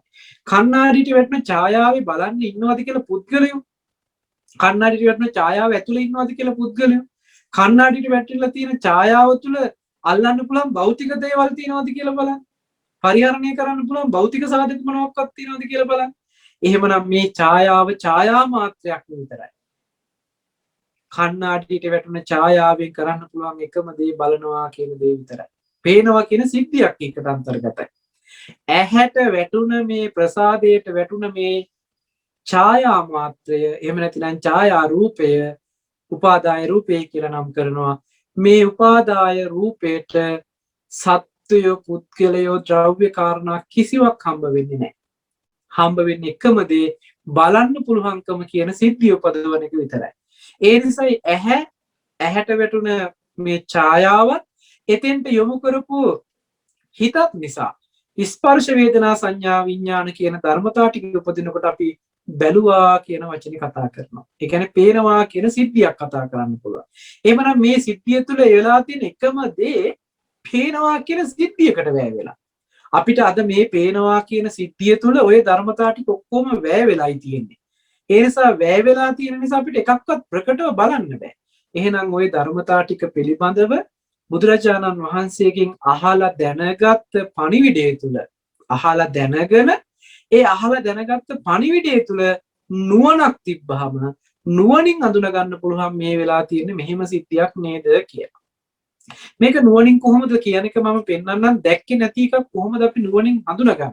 නුවණින් කොහොමද මේ පිළිබඳව නිසක වෙන්නේ කියන කාරණාව ඔබට පැහැදිලි කරන්න මම පුංචි උදාහරණයක් ගන්නම්. මේ උදාහරණය මම හිතන්නේ මේ ඉන්න මේ ධර්ම ශ්‍රවණය කරන හැම දෙනාටම මම හිතන්නේ අමාරු වෙන්නේ නැති වෙයි. අපි පාසල් අධ්‍යාපනය ලබනකොට අපිට මේ රසායනික විද්‍යාව උගන්වනකොට පරමාණු පිළිබඳව පණිවිඩයක් කියලා දෙනවා. ඉලෙක්ට්‍රෝන, ප්‍රෝටෝන, නියුට්‍රෝන කියලා සිද්ධියක් පෙන්නලා ඒ තුළ අපිට පෙන්නනවා ඒ තුළ ප්‍රෝටෝනේ සහ නියුට්‍රෝනේ කියන කාරණාව න්‍යෂ්ටියට දාලා ඊට පස්සේ ඉලෙක්ට්‍රෝන ගමන් කරන්නේ මෙන්න මේ කවචවල මේ විදිහට කවච ටිකක් තියෙනවා. මේ කවචවල ඉලෙක්ට්‍රෝන මේ විදිහටයි ගමන් කරන්නේ කියලා රවුන්ඩ් ටිකක් ඇදලා මේකේ E අකුරු දාලා එතන නෙගටිව් එහෙම නැත්නම් ඍණ ලකුණක් දාලා න්‍යෂ්ටිය තුළ පොසිටිව් කියලා ධන ලකුණක් දාලා අපිට මෙන්න මේ වගේ චිත්‍ර සටහනක් ඇදලා කළු ලෑල්ලේ පෙන්නනවා. වයිට් බෝඩ් එකේ හෝ බ්ලැක් බෝඩ් එකේ මේ වගේ සටහනක් ඇදලා අපිට පෙන්නනවා. එතකොට දැන් අපි මේක දිහා බලාගෙන න්‍යෂ්ටිය කියන්නේ මෙහෙම එකක්. ඊට පස්සේ ඉලෙක්ට්‍රෝන කියන්නේ මෙහෙම වටේට කැරකෙන එකක්. කියලා මෙන්න මේ ඇදපු චිත්‍ර සටහනත් එක්ක අපේ හිතේ සටහනක් තියාගන්නවා. මේ පරමාණු ක්‍රමාංකනය කොහොමද වෙලා තියෙන්නේ? ඒ කියන්නේ මේ පරමාණුවක් ගානේ වෙලා තියෙන ඉලෙක්ට්‍රෝනයන්ගේ පිහිටීම කොයි විදිහද කියන එක පිළිබඳව අපිට අදහසක් ඇවිල්ලා තියෙනවා. අපි මේ පිළිබඳව ගණන් හදනකොට එහෙම නැතිනම් මේ විභාගෙට ලියනකොට ඒ කියන කාරණාව මුල් කරගෙන අපිට ඕන තරම් නිවැරදි උත්තර ලබා දෙන ලකුණු ගන්නත් පුළුවන්.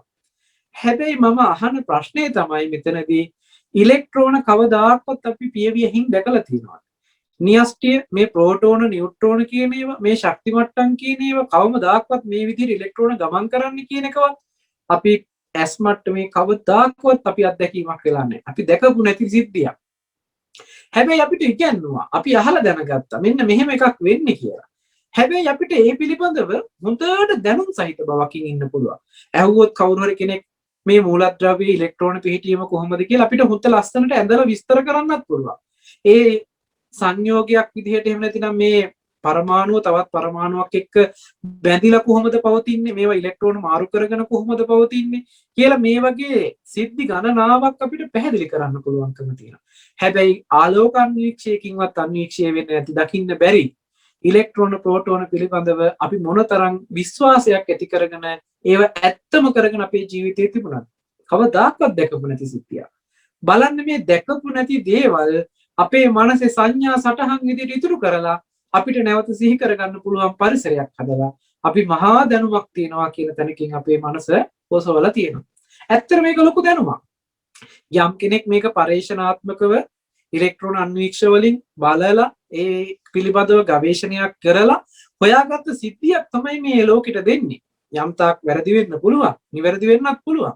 නමුත් ලෝකයට මේ ඉදිරිපත් කරන දර්ශනයක් විද්‍යාත්මක පැත්තෙන්, ඒ කියන්නේ සයන්ස් පැත්තෙන් කරන ඉදිරිපත් කිරීම. ඒක අපි අද ඇත්ත කියලා ඉගෙන ගන්නවා.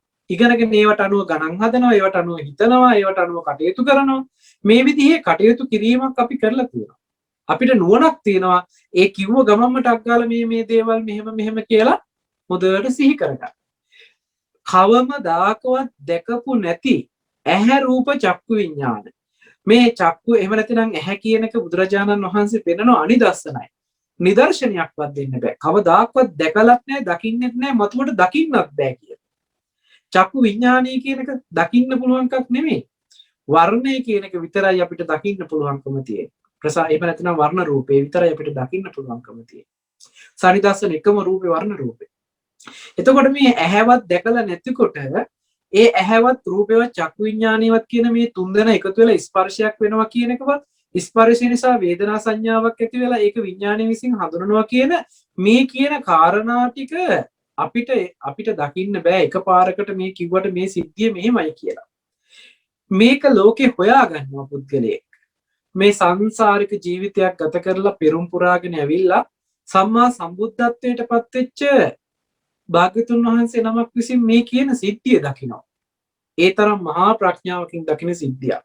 ඒ දැකලා තමයි ලෝකයට පෙන්වන්නේ ලෝකෙ කියලා හදාගෙන ජීවත් වෙලාද ඇත්ත වෙලා තියෙන තැනක වෙලා තියෙන්නේ මෙන්න මේ ඇහැ රූප චක්කු විඥානය නිසා ස්පර්ශ වේදනා සංඥා නිසා විඥානය විසින් දැනගන්නවා කියන මෙන්න මේ දහම් න්‍යායක් ලෝකයට ඉදිරිපත් කරනවා.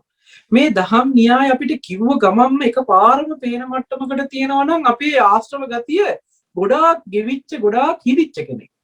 ඒකයි දිත්තේ දිත්තමත්තං සුතේ සුතමත්තං මුතේ මුතමත්තං විඤ්ඤාති විඤ්ඤාති මත්තං භවිස්සති කියලා මේ ඇහත් කනත් නහය දිව ශරීරයත් මනසත් කියන එහෙම නැත්නම් පේනවා ඇහෙනවා දැනෙනවා දැනගන්නවා කියන මේ සිද්ධි ටිකේ යථාර්ථය කතා කරනකොට දිත්තේ දිත්තමත්තං දැක්කොත් දැක්ක විතරයි. ඇහුනොත් ඇහුණා විතරයි කියලා මේ විදිහට මේ යථාර්ථයම කියනකොටම යම් අය රහතන් වහන්සේලා බවට පත් වෙනවා. සෝවාන් සකදාගාමී අනාගාමී අරියත් කියන මාර්ගඵලලාභීන් වහන්සේලා බිහි වෙනවා. ඒ දාරුචීරිය මහරහතන් වහන්සේ වගේ චරිත ගත්තාම මේ දිත්තේ දිත්තමත්තන් සුතේ සුතමත්තන් මුතේ මුතමත්තන් විඤ්ඤාති විඤ්ඤාති මත්තන් භවිස්සති කියලා මේ වගේ සංසිද්ධියක් කතා කරනකොට දර්ශනීය පැහැදිලි කරනකොටම මාර්ගඵල ලැබෙනවා. ඒකට හේතුව තමයි මේ ගහගෙන යන ආශ්‍රව ගතිය ගොඩාක් අඩු වෙලා තිබුණා. දර්ශනීය විතරයි අවශ්‍ය වෙලා තිබුණා. දර්ශනීය අහනකොටම අර ගහගෙන යන ආශ්‍රව අඩු නිසා එහෙම්ම මේ දර්ශනීය පීඩන බවට පත් වෙනවා. අද මේ දර්ශනීය අහලා දැනගත්තත් අපේ ආශ්‍රව බලවත් හින්දා ඇදගෙනම යනවා මේ විඥානය අර කියන කාම ලෝකයට. මොකද කාම ලෝකයේ තුල හුරු පුරුදු කරපු ආශ්‍රව ගතිය වැඩි. ඒ මේ ජීවිතේ විතරක් නෙමෙයි සංසාරිකව පවා අපි පුරුදු කරපු ආශ්‍රව ගතිය වැඩි හින්දා.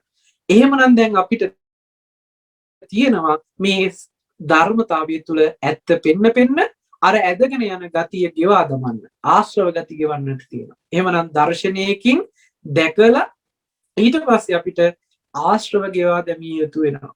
ඒ නිසා ඇහැ රූප චක්කු විඥාන කියන තුන් දෙනා නිසා ස්පර්ශය ඇති වෙන්න මේ තුන් දෙනා වැය වුණාම මේ ස්පර්ශය නැවත මේ තුන් දෙනාට බහාලන්න බෑ කිව්වා වගේ ආපුව කොයිම වෙලාවකවත් ඇහැට රූපයක් හම්බ වෙන සිද්ධියක් වෙනකොට මේ බැහැරට අත දික් කරන්න එපා මේ රූපේ පෙරුණා කියලා. ඇත්තටම වෙලා තියෙන්නේ ඒ සතර මහා ධාතුව රාශි වෙච්ච එකේ සටහන තමයි ඇහැ මට්ටමට එහෙම නැත්නම් ප්‍රසාද මට්ටමට වැටුණ ඡායාව. ඇහත් රූපයක් කිව්වහම මේ ඇහැට වැටුණ ඡායාවයි විඥානයේ තෙට යොමු වුණාම දකින්නවා කියන සිද්ධියකට වැය වෙන්නේ. එහෙම නැත්නම් දකින්නවා කියන සිද්ධියක් නිර්මාණය වෙනවා.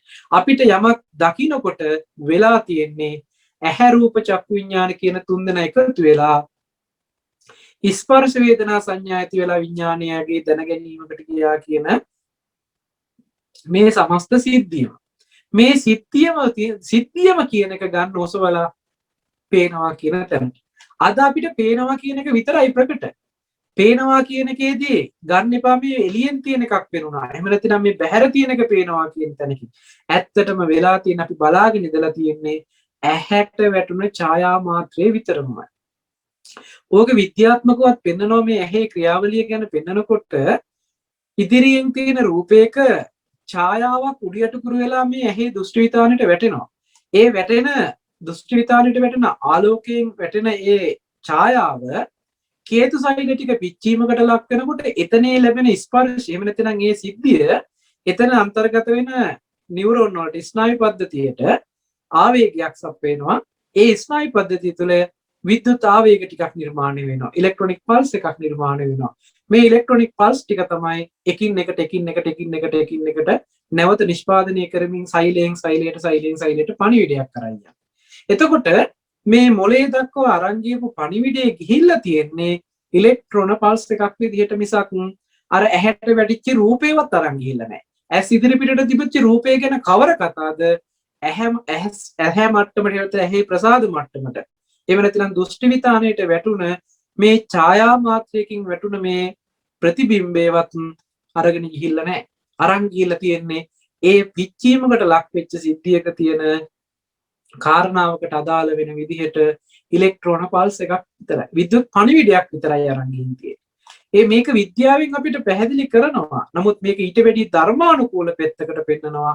ඇහැ රූප චක්කු විඥානි කියන තැන ප්‍රසාද මට්ටමකට පතිත වෙච්ච වර්ණ සටහන එතෙන්ට යොමු කරපු හිත කියන මේ තුන්දෙනා එකතු වෙනකොට සිද්ධ වෙන්නේ ස්පර්ශයක්. ස්පර්ශය නිසා තමයි වේදනා සංඥාවක් ඇති වෙන්නේ. වේදනා සංඥාවක් ඇති වුණාට පස්සේ විඥානීය විසින් හඳුනා ගැනීමකට ලක් වෙනවා. විඥානීය විසින් හඳුනා ගැනීමකට ලක්ුනේ සංඥා මාත්‍රයක් විතරයි. නමුත් මෙන්න මේ සංඥා මාත්‍රයද අර හේතු නැති වෙනකොට නැති වෙනවා කියන සිද්ධිය. අපි නිකන් උදාහරණයකට හිතන්න කණ්ණාඩියක් අතට අරගෙන අපි මේ කණ්ණාඩි එක පැති වලට හරව බලනකොට අපි හිතමුකෝ එක පැත්තකට හරවනකොට ඒ පැත්තේ තියෙන රූපවල ඡායාව මේ කණ්ණාඩියට පතිත වෙනවා. ඒ පතිත වෙච්ච ඡායාව එහෙමම තියාගෙන අපිට අනිත් තව එකක් පැත්තට හරවන්න පුළුවන්ද කියලා බලන්න. ඒ පැත්තට අනිත් තව පැත්තකට මේ කණ්ණාඩිය හරවනකොටම අර කණ්ණාඩියට වැටිච්ච ඡායාව ඉතුරු නැතුවම නැති වෙලා අලුතෙන් ඡායාවක් වැටෙන පරිසරය හැදෙනවා. අපි අර කලින් තිබුණ ඡායාව නැති කරන්න කියලා පිහදාන්න හෝ මකන්න හෝ හොදන්න හෝ යම් ආකාරයකින් කිසිම දෙයක් කරන්න අවශ්‍ය නැහැ මේ කණ්ණාඩියට වැටිච්ච ඡායාවට මුකුත් කරන්න. මොකද වෙන පැත්තකට හරවනකොටම කලින් තිබුණ ඡායාව ඉතුරු නැතුවම නැති වෙලා ඉවරයි. නොතිබිච්ච ඡායාවක්මයි අලුතෙන් හටගෙන තියෙන්නේ. ඒකයි මේ ඇහැ රූප චක්කු විඥාන කියන මේ දේවල් නොතිබීම හටගෙන ඉතුරු නැතුවම නැති වෙනවා කියන දහම් න්‍යායක් අපිට පැහැදිලි කරන්න. මෙතනදී කෙටියෙන්ම අවසානයේදී කිව්වොත් ඇහැ රූපයක් චක්කු විඥානයක් කියන මේ තුන් දෙනා නිසා ස්පර්ශයක් ඇති වෙලා ස්පර්ශය නිසා වේදනා සංඥාවක් ඇති වෙලා මේ සංඥාව විසින් විඥානයාගේ හඳුනා ගැනීමකට ලක් වෙනකොට මේක මේ විපාක ස්කන්ධ ටික පෙර සංසාරේ කරපු කර්මයකට ලැබුණ විපාකයේ ස්කන්ධ ටික හම්බ වෙලා කියලා කියන්නේ මෙන්න මේ ටිකටයි මේ ක්‍රියාකාරකමටයි. මේක මම මේ ඇහැ ගැන විතරයි කිව්වේ. කන ගැනත් නහය ගැනත් දිව ගැනත් කය ගැනත් මනස ගැනත් කියන මේ ආයතන 6 පිළිබඳව ඔය එකම න්‍යායෙන් දකින්න. කණ්ණාඩි 6ක් කියලා හිතා ගන්න මේ කියන ආයතන 6. එතෙන්ට වැටෙන ඡායා මාත්‍රය කියලා හිතා ගන්න ඒ ප්‍රසාද මට්ටම. එහෙම නැත්නම් මේ ප්‍රසාද මට්ටමට වැටෙන උපාදාය රූපේ. මේ විදිහට මේ කිව්ව කාරණේම අනිත් ආයතන වලටත් තියාගන්න. මෙන්න මේ සිද්ධිය නොදකින නිසා ආශ්‍රවයකට ගහගෙන ගිහිල්ලා මේ විඥාණය සතර මහා ධාතු රූපේ පැත්තට නැඹුරු වෙලා ඒ පැත්තේ නිමිති ගන්න ගියොත් ඔන්න දැන් අලුතෙන් ඒ පැත්තට ඒ කියන්නේ සිද්ධ වෙච්ච සිද්ධිය අතහැරලා අලුත් සිද්ධියක් නිර්මාණය කරනවා. අලුත් සිද්ධියක් නිර්මාණය කරන්න ඇති බවට තියනවා කියන තැනකින් නිර්මාණය කරගත්ත මේ නව සිදුවීම නව කර්ම වෙනවා. අලුතෙන් කර්ම කරන ගණීට යනවා. එහෙම කර්ම කළොත් රූපේ පැත්තට නැඹුරු වෙලා රූපේ පැත්තේ අභිනන්දනයේ අභිවදති අජ්ජෝසායතිච්ච සතුටු වෙනවා. වඩා වඩාත් සතුටු වෙනවා. ಗುಣ කියමින් සතුටු වෙන මට්ටම ඒ පැත්තට නැඹුරු වෙලා ඒ පැත්තට බැසගෙන සිටිනවා කියලා කියන්නේ ඔන්න දැන් රූපය උපාදාන වෙලා තණ්හාවෙන් උපාදාන වෙලා රූප උපාදාන ස්කන්ධයක් බවට පත් වෙනවා. ඊට පස්සේ ඒ රූපේ විඳින්න පුළුවන් වේදනා උපාදාන ස්කන්ධයක් බවට පත් වෙනවා.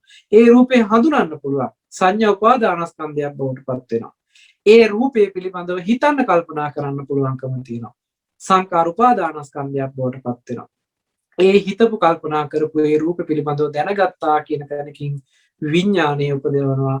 විඥාන උපාදානස්කන්ධයක් බවට පත් වෙනවා. දැන් කර්මයේ පැත්තෙන් රූප උපාදානය වෙලා වේදනා උපාදානය වෙලා සංඥා උපාදානය වෙලා සංකාරේ විඥානීය උපාදාන වෙලා පංච උපාදානස්කන්ධයක් පරිහරණය කරන තැනකට ඇවිල්ලා. පංච උපාදානස්කන්ධයක් පරිහරණය කළොත් තියෙන දෝෂය තමයි මේ ජීවිතේ දුක් විඳිනවා විතරක් නෙමෙයි මරණින් පස්සේ නැවත උපදින්න පුළුවන් විදිහට භවයකුත් හදලා තව සසර ගමනක් දික් කර ගන්නවා. මෙන්න මේ විපාක මට්ටමේ තියෙන සිද්ධියට යථාර්ථ සිද්ධියකට යථාභූත ඥාන දර්ශනයක් උපදවගෙන ඒ පැත්තට නුවණ නොතිබිච්ච එකේ දෝෂය නිසා ආශ්‍රවයට ගහගෙන ගිහිල්ලා කාම මට්ටමට උපදිනවා නම් සතර මහා ධාතු වල ද්‍රව්‍ය කාරණා හම්බ වෙන මට්ටමකට ගිහිල්ලා තිබුණොත් කාම ලෝකයක්ම හදාගෙන තියෙනවා. ඇහත් රූපය චක්කු විඥානයත් කියන මට්ටමේදී ඒවා ඇති බවට ඉතුරු වුණොත් ඒවා නිමිති අරගෙන ඒවා ඇති බවට ඉතුරු වුණොත් රූපාවචර මට්ටමක් හම්බ වෙනවා. සංඥාවක් නේද මේ විඥාණයට හඳුනා ගන්න තියෙන සංඥාව නිත්‍ය සංඥාවක් විදිහට ගත්තොත් මේක අරූපාවචර උපද්දවනවා. තුන් භූමියක් ඇති වෙනවා මේ ක්‍රියාවලියට හිත තියෙන තැන අනුව. හේතු නිසා හටගෙන හේතු නැති වෙනකොට නැති වෙනවා කියලා බැලුවොත් මේ කිසිම තැනක් ඉතුරු වෙන්නේ නැහැ. හේතු නිසා හට ගන්නවා හේතු නැති වෙනකොට නැති වෙනවා කියන මුළු චතුරාර්ය සත්‍ය දර්ශනය දැකලා හේතුඵල න්‍යායක් දකිනකොට මේ කෙනාට කිසිම සංඥා සටහනක් ඉතුරු වෙන්නේ නැහැ. ඉතුරු නැතුවම නැති වෙනවා කියන සිද්ධියක් විද්‍යමාන වෙනවා. ඉතුරු නැතුවම නැති වෙන්නේ හේතු නිසා හටගෙන හේතු නැති වෙනකොට ඉතුරු නැතුවම නැති වෙන හින්දා මෙයාට නිත්‍ය සංඥාව පිහිටන්නේ නැහැ මේ කිසිම කාරණාවක. ඒ නිසා මෙයාට අනිත්‍ය සංඥාව ඔප්පු වෙලාම පේනවා. අනිත්‍ය සංඥාව ඔප්පු වෙලා පේන සිද්ධියකදී මේ කෙනාට කාම ලෝකේවත් රූප ලෝකේවත් අරූප ලෝකේවත් කියන මේ තුන් භූමියක්ම ඉතුරු වෙන්නේ නැහැ. මේ කෙනා ලෝකෝත්තර භූමියකටපත් වෙනවා. ඒ විදිහට තමයි තුන් භූමියම මුදවලා ලෝකෝත්තර භූමියකට පත් කරන වැඩ පිළිවෙල තියෙන්නේ. මෙන්න මේ තුන් භූමියෙන්ම මුදවලා ලෝකෝත්තර භූමියට පත් වුණොත් විතරමයි මාරයාගේ භූමියෙන් අයින් වෙලා බුදුරජාණන් වහන්සේගේ භූමියට එහෙම නැතිනම් පියාසතු නිවස ඉඩමට පත් වුණා කියලා කියන්නේ. බුදුරජාණන් වහන්සේ පෙන්නපු අපිට මාරයට අල්ලන්න බැරි පරිසරය තමයි මේ ලෝකෝත්තර භූමිය. අපි කාමාවචර පැත්තට ගිහිල්ලා ඒ නිත්‍ය සංඥාවෙන් කාම වස්තු ඇසුරු කරනවා නම් රූපාවචර මට්ටමට ගිහිල්ලා නිත්‍ය සංඥාවෙන් රූප ඇසුරු කරනවා නම් අරූපාවචර මට්ටමට ගිහිල්ලා නිත්‍ය වශයෙන් සංඥා එහෙම නැතිනම් නාම ධර්ම ටික ඇසුරු කරනවා නම් මේ මායාවේ භූමිය කියලා හඳුන්වනවා.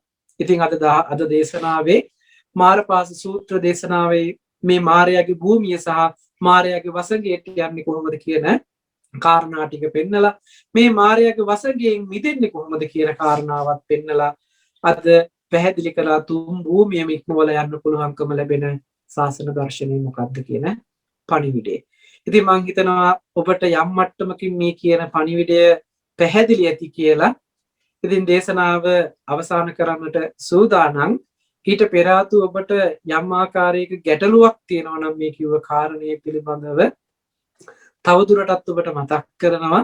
ගෞරවනීය මාංකඩවල සුදස්සන ස්වාමීන් වහන්සේගේ අලුත්ම දේශනා දෙකක් මම හිතන්නේ මේ වෙනකොට නිකුත් කරලා තිබෙනවා. ඒ දේශනා ටික ශ්‍රවණය කරන්නට කියලා මතක් කරනවා. තවත් ඔබට යම් ගැටලුවක් තියෙනවා නම් අපිට යොමු කරන්න අපි ඉදිරි වැඩසටහන් වලදී ඔබට ඒ ගැටලු විසඳන විදිහට ධර්ම කරුණු පැහැදිලි කරලා දෙන්න බලාපොරොත්තු වෙනවා. ඉතින් මම හිතනවා වැඩසටහන සමාප්ත කරන්නට කාල වේලාව හොඳයි කියලාද මොකද වෙනදට වඩා කාලය ගත්ත නිසා ගැටලුවක් තියෙනවා නම් ඔබට පුංචි වෙලාවක් විනාඩි කිහිපයක කාලයක් අරගෙන අවස්ථාව දෙන්න. මොකද කාල වේලාව ගොඩාක් ගිහිල්ලා තියෙන නිසා ගැටලු ගොඩාක් කතා කරන්න බැරි වෙයි. එකකට හෝ දෙකකට වගේ අවස්ථාව ලබා දෙන්න පුළුවන්. සාදු සාදු සාදු ඔබ වහන්සේට අප්‍රමාණ පින් කුසල්පත් වේවා ස්වාමින් වහන්සේ. පින්වතුන්ට ප්‍රශ්න තිබේ නම් මයික්‍රොෆෝන් එක ඔන් කරලා ප්‍රශ්න යොමු කරන්න පුළුවන් දැන්. ඉන්ද්‍රා දිසානායක මහත්මිය ප්‍රශ්නයක් තිබේ නම් දැන් යොමු කරන්න කරුණාකරලා. ගරු ස්වාමීන් වහන්සේ බොහොම කෙටි ප්‍රශ්නයක් මේ තියෙන්නේ දැන් තින්හං සංහතිපස්සෝ කියලා දැන් රූප එකතු වෙලා විඥානය එකතු වුනහමනේ වෙන්නේ ඒ වුණාට දැන් අපි මේ රූපයක් දකිනකොට චක්කු ප්‍රසාදයට වැටුනහම ඇතුලේ තියෙන්නේ වර්ණ රූප සටහනක්නේ. ඒ වර්ණ රූප සටහන එතකොට නාම ධර්මයක් හැටියටද ගණන් ගන්නේ? නෑ. ඒක උපාදාය රූප කියලා පෙන්වන්නේ ඒකයි. ඒක සතර මහා ධාතුව නිසා උපන් රූපයක් කියන එකයි. ඒකට සතර මහා ධාතුව වැය වෙලා. සතර මහා ධාතුව වැය වෙලා සතර මහා ධාතුව නිසා උපන් උපාදාය රූපය කියලා කියන්නේ ඒ නිසායි. මොකද ඇහැ කියන්නේ උපාදාය රූපයක්. ඇහැට පතිත වෙච්ච වර්ණ සටහන කියන්නේ උපාදාය රූපයක්. මේ උපාදාය රූප දෙකම නාම ධර්ම පැත්තේ ක්‍රියාවලියක් නොවුනේ නම් වෙන්නේ නැහැ. ඒ කියන්නේ ප්‍රසාද මට්ටම තිබුණොත් විතරමයි උපාදාය රූපයක් මේකට ග්‍රහණය කරගන්න පුළුවන්. ඔකට කියන්නේ ගෝචර රූප. කියන්නේ ගොදුරු කරගන්නවා කියන්නේ. ඇහැ වර්ණ රූපේ ගොදුරු කරගත්තා. ඇහැට පුළුවන්කම තියෙන්නේ වර්ණ රූපේ ගොදුරු කරගන්න විතරයි. සතර මහා ධාතු නිසා උපදින උපාදාය රූප වලින් වර්ණ රූපේ ගොදුරු කරගන්න හැදිච්ච ප්‍රසාදය තමයි චක්කු ප්‍රසාදය කියන්නේ. සද්ද රූපේ ගොදුරු කරගන්න පුළුවන් විදිහට හැදිච්ච එක තමයි සෝත ප්‍රසාදය කියන්නේ. ඊළඟට ගන්ධ රූපය මේ ගොදුරු කරගන්න පුළුවන් විදිහට හැදිච්ච එකට තමයි ගාන ප්‍රසාදය කියන්නේ. රස රූපේ ගොදුරු කරගන්න පුළුවන් විදිහට හැදුන නිසා තමයි ජීව ප්‍රසාදය. කාය ප්‍රසාදය කියන්නේ පොට්ටබ්බය උදුරලා ගන්න පුළුවන්කම නිසා. මේ විදිහට මේ ආයතන පහේ ගත්තාම එකක් ගානේ අර කණ්ණාඩි ටිකක් කියලා කිව්වේ ඒක එක කණ්ණාඩියක් තියෙනවා රූප සටහන් විතරයි වැටෙන්නේ. තව කණ්ණාඩියක් තියෙනවා ශබ්ද සටහන් විතරයි වැටෙන්නේ කණ්ණාඩියට. තව එකක් තියෙනවා ගන්ධ සටහන් විතරයි වැටෙන්නේ. ඒ කියන්නේ රූපේ ඡායාවක් විතරයි ඇහැට වැටෙන්නේ. සද්දේ ඡායාවක් විතරයි කනට වැටෙන්නේ. මොකද කනට එපිටින් තිබිච්ච සද්දයක් ඇහුණා කියලා කිව්වොත් වැරදි. ඒ සද්දේ එහෙම නැතිනම් එළියේ වෙච්ච සිද්ධියකින් ලැබිච්ච ඵලය කනේ ඇතුලේ ප්‍රසාද මට්ටමට වැටෙන්න ඕනේ. අපි කියන්නේ කම්බරේ කම්පණය වෙලා ඒ එන සිද්ධි ටිකක් වෙන්න ඕනේ. එළියේ කොච්චර සද්ද තිබුණත් මේක වැඩ කරන්නේ නැත්නම් ඇතුලට සද්දේ ඇහුණා කියන සිද්ධියක් පනවන්න බෑනේ. එහෙමයි. පැහැදිලි නේද එහෙම? පැහැදිලි ස්වාමීන් වහන්සේ බොහොම පිං ස්වාමීන් වහන්සේ. ඒ නිසා එතනේ ප්‍රසාද මට්ටම කියන කාරණාව හොඳට පැහැදිලි කරගන්න ඕනේ. ඒකත් උපාදාය රූපයක්. ඒකට වැටුණ ප්‍රසාද මට්ටමට වැටිච්ච වර්ණ රූපය කියන්නේ උපාදාය රූපයක්. උපාදාන නෙමෙයි උපාදාය කියලා පෙන්නන්නේ සතර මහා ධාතු නිසා උපන් උපාදාය රූපයක් කියලා. එහෙමයි. බොහොම පිං. හොඳයි තෙරුවන් සරණයි. ඊළඟා මාත්මිය ඔබතුමියට ප්‍රශ්නයක් තිබේ නම් දැන් යොමු කරන්න පුළුවන්. තෙරුවන් සරණයි ස්වාමීන් වහන්සේ. මේ ළඟදී සාකච්ඡාවක් තියෙනකොට උපාදාය වචන ගැන මත 3-4ක් මේ ඉදිරිපත් වුණා. මට ඒක කරුණා කරලා හොඳට තේරුම් කරලා දෙන්න උපාදාය කියන වචනේ තේරුම. උපාදාය කියන වචනේ තේරුම සතර මහා ධාතුව උපකාර කරගෙන නිර්මාණය වෙන රූපයක්. ඒ කියන්නේ සතර මහා ධාතු අපි නිකන් උදාහරණයකට කියන්නම් මම මේක තේරෙන්න. අපි පාම් පිටි අරගෙන පාම් පිටි වලින් රොටි හදා ගන්නවා කියලා හිතන්නකෝ. දැන් රොටි හදන්න උපකාර කරගත්තේ පාම් පිටි. හැබැයි රොටියක් හැදුවට පස්සේ ඒකේ තියෙන හැඩය දෙපැත්ත පුච්චලා ගත්තට පස්සේ ඒ හැඩේ හැමම පිහිටලා හිටිනවනේ. අපි ඒකට දැන් පාම් පිටි කියන්නේ නැහැ. ඒකට රොටි කියලා කියන්නේ. පාම් පිටි වලින් අපි හදාගත්තේ කියන්නකෝ ආප්ප හරි පාන් හරි බනිස් හරි මොන හරි දෙයක්. දැන් ඒකට පාම්පිටි කියලා නම යොදන්නේ නැහැ. හැබැයි පාන් හරි වේවා, බනිස් හරි වේවා, ආප්ප හරි වේවා, රොටි හරි වේවා, පිට්ටු හරි වේවා යම් යම් නිර්මාණ ටිකක් වෙලා තියෙනවා නම් ඒ ටික නිර්මාණය කරන්න පාම්පිටි කියන එක වැය වෙලා. හැබැයි දැන් එතන පාම්පිටි නියෝජනය කළාට දැන් ඒක පෙනී හිටින්නේ පාම්පිටි විදිහට නෙමෙයි. පැහැදිලිද? සතර මහා ධාතුව කියන එකෙන් නියෝජනය වෙලා තියෙන ඒ සතර මහා ධාතුව හේතු වෙලා උපාදාය මට්ටමේ රූපයක් නිර්මාණය වෙනවා. ඒක උපාදාය මට්ටමේ නිර්මාණය කරන නාම ධර්මයාගේ යම් වැයවීමක් කර්ම විපාක මට්ටමක් ඒ කියන්නේ අවිද්‍යා කර්ම තණ්හා ආහාර කියන ප්‍රත්‍ය හතරක් වෙන්නනවා. ඔය හතර නිසා තමයි ඇහැ කියන උපාදාය හැදෙන්නේ. ඒ ඇහැ කියන උපාදාය සතර මහා ධාතුවෙන් තමයි නිර්මාණය වෙන්නේ. හැබැයි දැන් මේක නියෝජනය කරන්නේ සතර මහා ධාතුව කියන ගණයට නෙමෙයි ප්‍රසාද රූපේ කියන තැනට. දැන් වීදුරුවක්ම රසදිය කාලේ ඉවර වෙලා වීදුරුවක් පෙත්තෙන් රසදිය ගෑවට පස්සේ දැන් ඒකට වීදුරුව කියන්නේ නැහැ. ඒකට අර ප්‍රතිබිම්බේ වැටෙන හින්දා අපි ඒකට දැන් කණ්ණාඩිය කියනවා. හැබැයි වීදුරුවමයි රසදිය ගාලා තියෙන්නේ. හැබැයි දැන් ඒක වීදුරුව කියලා නෙමෙයි අපි නම් කරන්නේ කණ්ණාඩිය කියලා. ඒ වගේ සතර මහා ධාතුවෙන්මයි හැදෙන්නේ. හැබැයි දැන් මේක නියෝජනය කරලා තියෙන සතර මහා ධාතුව කියන උත්තරේ නෙමෙයි. ඒකට කියන්නේ ප්‍රසාදේ කියලා. ඒ ප්‍රසාදයට වැටෙන ඡායාවත් සතර මහා ධාතුව නිසා එන ආලෝකයෙන් එන සටහන තමයි මේ වැටෙන්නේ. හැබැයි මේ වැටෙන සටහන දැන් වර්ණය කියන මෙතන වර්ණ රූපය කියන ප්‍රසාද මට්ටමට වැටුණ උපාදාය රූපයක් වර්ණ රූපය කියලා කියනවා. ඒක සතර මහා ධාතුව නියෝජනය කරනවා කියන තැනකින් සතර මහා ධාතුව පේන්නේ නැහැ එතනදී. ඒකෙන් අදහස් වෙන්නේ නැහැ සතර මහා ධාතුව නැතුව තියෙන එකක් කියන එක. සතර මහා ධාතුව වැය වෙලා සතර මහා ධාතුව නිසාම උපන් උපාදාය රූපයක් කියලා පෙන්වන්නේ. චතුර්ණංච මහා භූතානං උපජ්ජති උපාදාය රූපං කියලා කියන්නේ සතර මහා ධාතුව වැය වෙලා සතර මහා ධාතුව නිසාම උපන් උපාදාය රූපයක් කියලා තමයි පැහැදිලි කරන්නේ. මම හිතනවා පැහැදිලි ඇති කියලා. පැහැදිලි ස්වාමින් වහන්සේ. තෙරුවන් සරණයි. හොඳයි තෙරුවන් සරණයි. එහෙමනම් වැඩසටහන સમાપ્ત කරන්නටයි අදහස. ගැටලුවක් නැති වෙන්නේ නේද? එහෙමයි ස්වාමින් වහන්සේ. පින්වතුන්ට තව ගැටලු නැති පාටයි ස්වාමින් වහන්සේ. ඔබ වහන්සේට ගෞරවයෙන් ආරාධනා කර සිටිනවා අද දින ධර්ම දේශනාව නිමා කිරීම සඳහා. සාදු සාදු සාදු. දැන් අද දවසේ මේ විදිහට ධර්ම දේශනාවක් සිදු කරලා ධර්ම ශ්‍රවණය කරලා ජනිත කරගන්නට යෙදුන අති උදාර ගුණ ශක්තිය කුසල ශක්තිය පළමුවෙන් සියලුම දෙවියන්ට අපි අනුමෝදන් කරමු. අනුමෝදන් වේවා. දෙවියන්ගේ දිවේසුරු සම්පත් වර්ධනය කරගෙන දෙවියන්ද ප්‍රාර්ථනා කරන බෝධියකින් උතුම් වූ නිවනින් සැනසෙත්වා කියලා සාදු කියලා පින් අනුමෝදන් කරමු. සාදු සාදු සාදු. ඒ වගේම අපවත් වී වදාළ සියලුම සංඝ පීත්‍රුන් වහන්සේලාට විශේෂයෙන්ම මතක් කරන්නට ඕනේ බෞද්ධ මාධ්‍යාලයේ නිර්මාතෘ ශ්‍රී සම්බෝධි භාවනා මධ්‍යස්ථානයන්හි නිර්මාතෘ අපවත් වී වදාළ දරණාගම කුසල ධම්මනායක ස්වාමින් වහන්සේ ප්‍රාර්ථනා කරන්නේ සම්බුද්ධත්වයේ සඳහා මේ අප සිද්ධ කරගත්තු පුණ්‍ය ශක්තිය උන්වහන්සේටත් අපි අනුමෝදන් කරනවා. ඒ වගේම අද දායකත්වයේ දරනු ලබන ශාන්තා විජේකෝන් ඒ මැතිණිය විශේෂයෙන්ම බලාපොරොත්තු වෙනවා ඒ පරලෝසපත් වන්නට යෙදුන ජේ.බී. විජේකෝන් ඒ මහත්මාණන්ට පින් අනුමෝදන් කරන්නට. ඉතින් මීට කලින් වැඩසටහනේදීත් එතුමියමයි දායකත්වයේ දරන්නට යෙදුනේ. මේ වෙලාවේ එකත් මේ සිහිපත් කරනවා. තාක්ෂණිකව වෙච්ච දෝෂයක් කටයුත්තක් නිසා එදා දවසේ වැඩසටහන අතරමඟ බාධා පැමිණුණා. ඉතින් ඒ නිසා ඒ පිළිබඳවත් මගේ කනගාටුවත් එතුමිය ඇතුළු ඒ පවුලේ අයටත් මතක් කරමින් අද දවසේදීත් ඒ පිළිබඳව නැවත අපි සිහිපත් කරලා ඒ ආශිර්වාද කිරීම පුණ්‍යානුමෝදනා කිරීම සිදු කරන්නට බලාපොරොත්තු වෙනවා. ඉතින් කලින් දවසේ කරපු වැඩසටහනේ ජනිත කරගත්තු පුණ්‍ය ශක්තියත් අද දවසේදී මේ කරගත්තු පුණ්‍ය ශක්තියත් ඒ මිය පරලොව යන්නට යෙදුන ඒ මහත්මාණන්ට ඒ විජේකෝන් මහත්මාණන්ට පුණ්‍යානුමෝදනා කරන්නට බලාපොරොත්තු වෙනවා. ඒ වගේම විශේෂයෙන්ම මීට කලින් වැඩසටහනේදී මාලි ඒ දියණියටගේ උපන්දිනය යෙදලා තිබුණා. ඒ වගේම අද දවසේදී ඒ තාරා ඒ දියණියගේ උපන්දිනයට ආශිර්වාද කරන්නට බලාපොරොත්තු වෙනවා.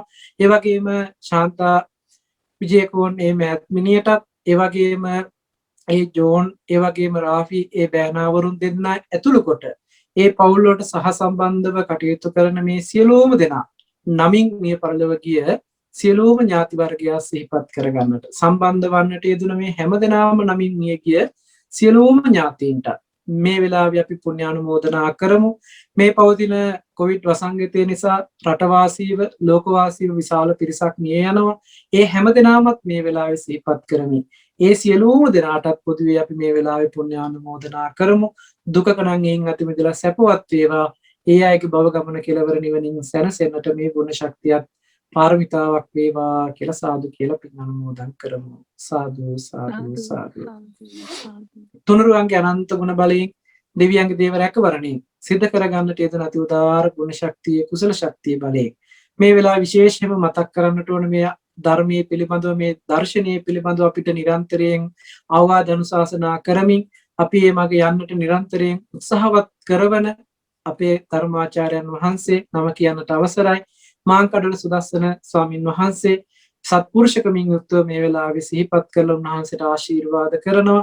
ඒ වගේම නන්දරත්න ස්වාමින් වහන්සේ, ඒ වගේම සුදස් ස්වාමින් වහන්සේ, ඒ වගේම කුමාරකස්සප ස්වාමින් වහන්සේ ඇතුළු මහා සංඝරත්නයට, ඒ වගේම එංගලන්තයේ ලන්ඩන් නුවර ශ්‍රී සම්බෝධි භාවනා මධ්‍යස්ථානයේ මේ වෙනකොට වර්තමානයේ කටයුතු කරන මඩුගල්ලේ මහානාම ස්වාමින් වහන්සේටත්, ඒ වගේම අපරැක්කේ ධම්මානන්ද ස්වාමින් වහන්සේට, ඒ වගේම බෞද්ධ මාධ්‍යාලයේ වර්තමානයේ කටයුතු කරන බොරලන්දේ විජිනඥාන ස්වාමින් වහන්සේ ඇතුළු කොට සියලුම මහා සංඝරත්නයට, ඒ වගේම අද දායකත්වයේ දරන ශාන්තා විජේකෝන් මහත්මිනියට, ඒ වගේම 15 වෙනිදා පෙබරවාරි 15 වෙනිදා ඒ උපන්දිනය සමරන්නට යෙදුන ඒ ටාරා දියණියට, ඒ වගේම හිමාලි දියණිය, ඒ වගේම ජෝන් රාෆි ඒ බයනාවරුන් දෙන්න ඇතුළු කොට ඒ පවුල් වලට සම්බන්ධ ලොකු කුඩා හැම දෙනාටම ඒ වගේම මේ කටයුතු සිදු කරගන්නට සම්බන්ධීකරණ කටයුතු කරමින් මේ තාක්ෂණික වැඩ කටයුතු ටික සිදු කරමින් කටයුතු කරනවා ඒ ඩොන් මහත්මාණන්ටත් ඒ පවුලේ හැම දෙනාටමත්